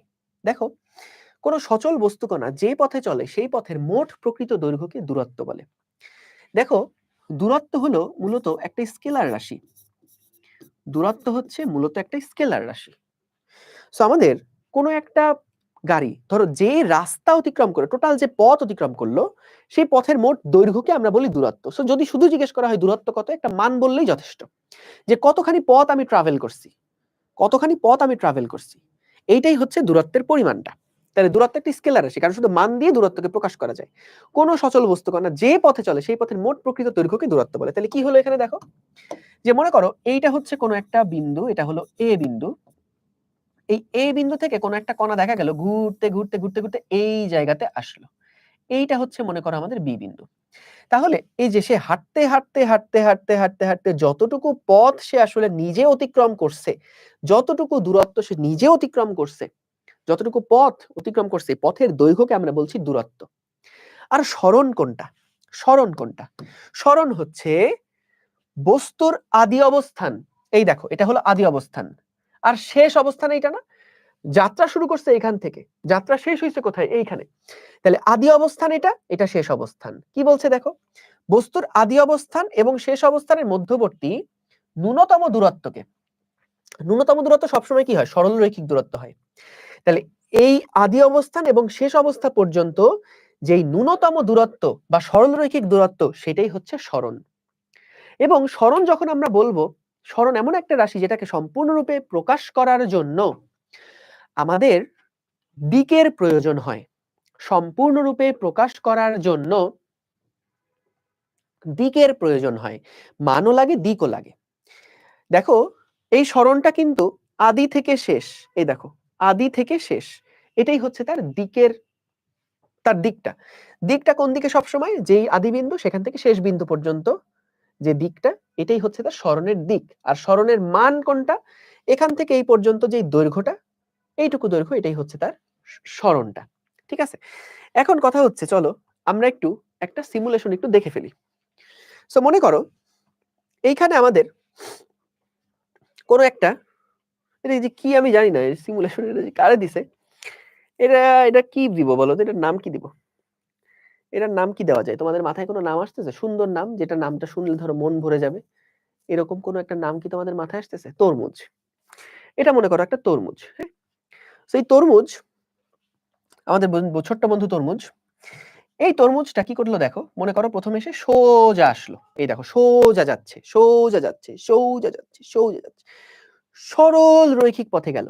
তাহলে বলো তো, যখন এটা সরল রৈখিক পথে যাচ্ছে, তখন ভাইয়া বলো তো, যখন এইটা সরল রৈখিক পথে যাচ্ছে, তখন খেয়াল করো, সে যতখানি পথ অতিক্রম করলো, যতখানি পথ অতিক্রম করলো, এই যে পথের দৈর্ঘ্য, এবং আদি বিন্দু ছিল এইটা, শেষ বিন্দু ছিল এইটা, আদি থেকে শেষ পর্যন্ত তার যে সরল রৈখিক দৈর্ঘ্য, দুইটা দৈর্ঘ্য বলো তো একই না?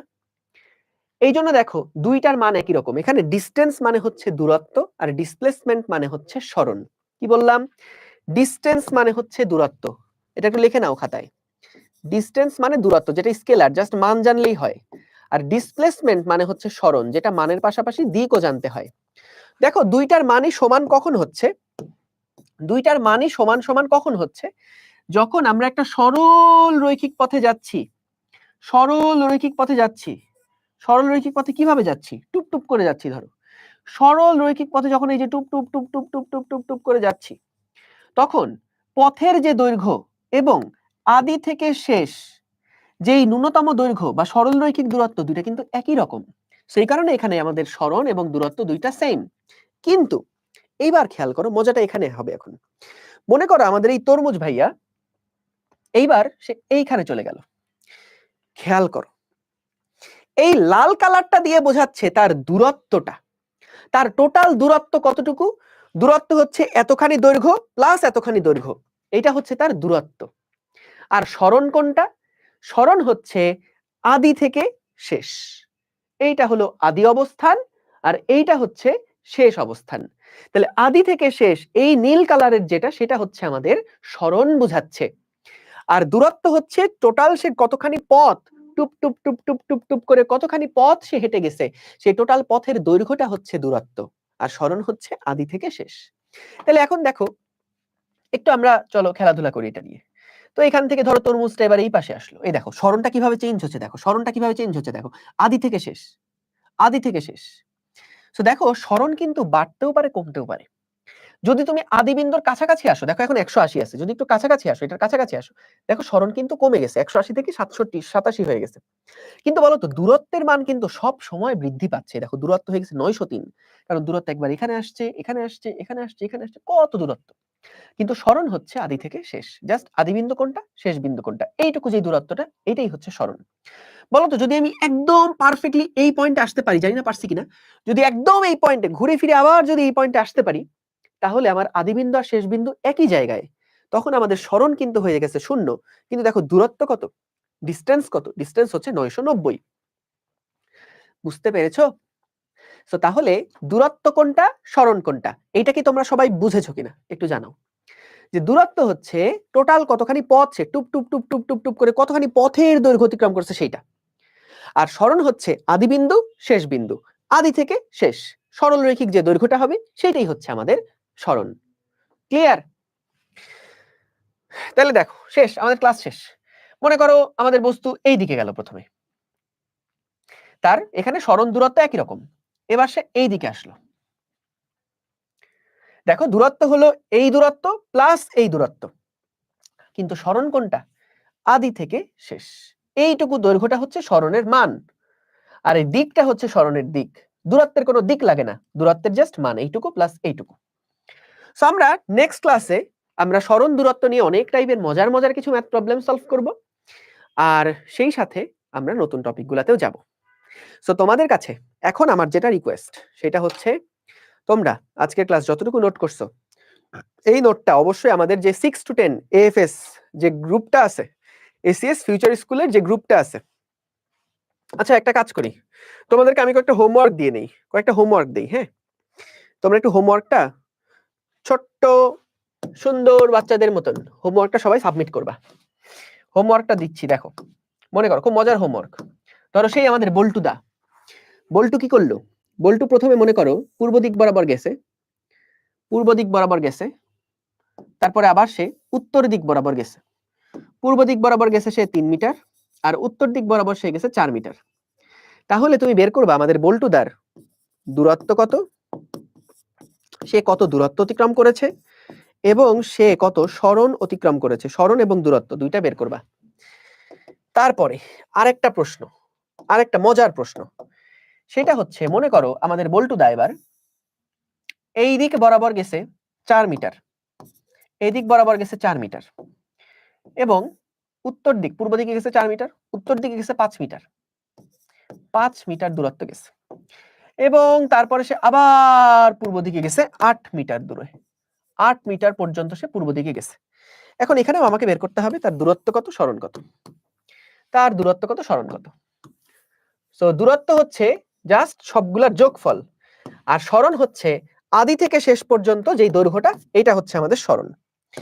তারপরে আরেকটা প্রশ্ন, মনে করো আমাদের বল্টুদা এবার কি করছে, এইটা হলো এ বিন্দু, সে এই বৃত্তের ব্যাসার্ধ মনে করো 1 মিটার, 1 মিটার বৃত্তের ব্যাসার্ধে সে এরকম টিপ টিপ টিপ টিপ টিপ টিপ করে হাঁটছে।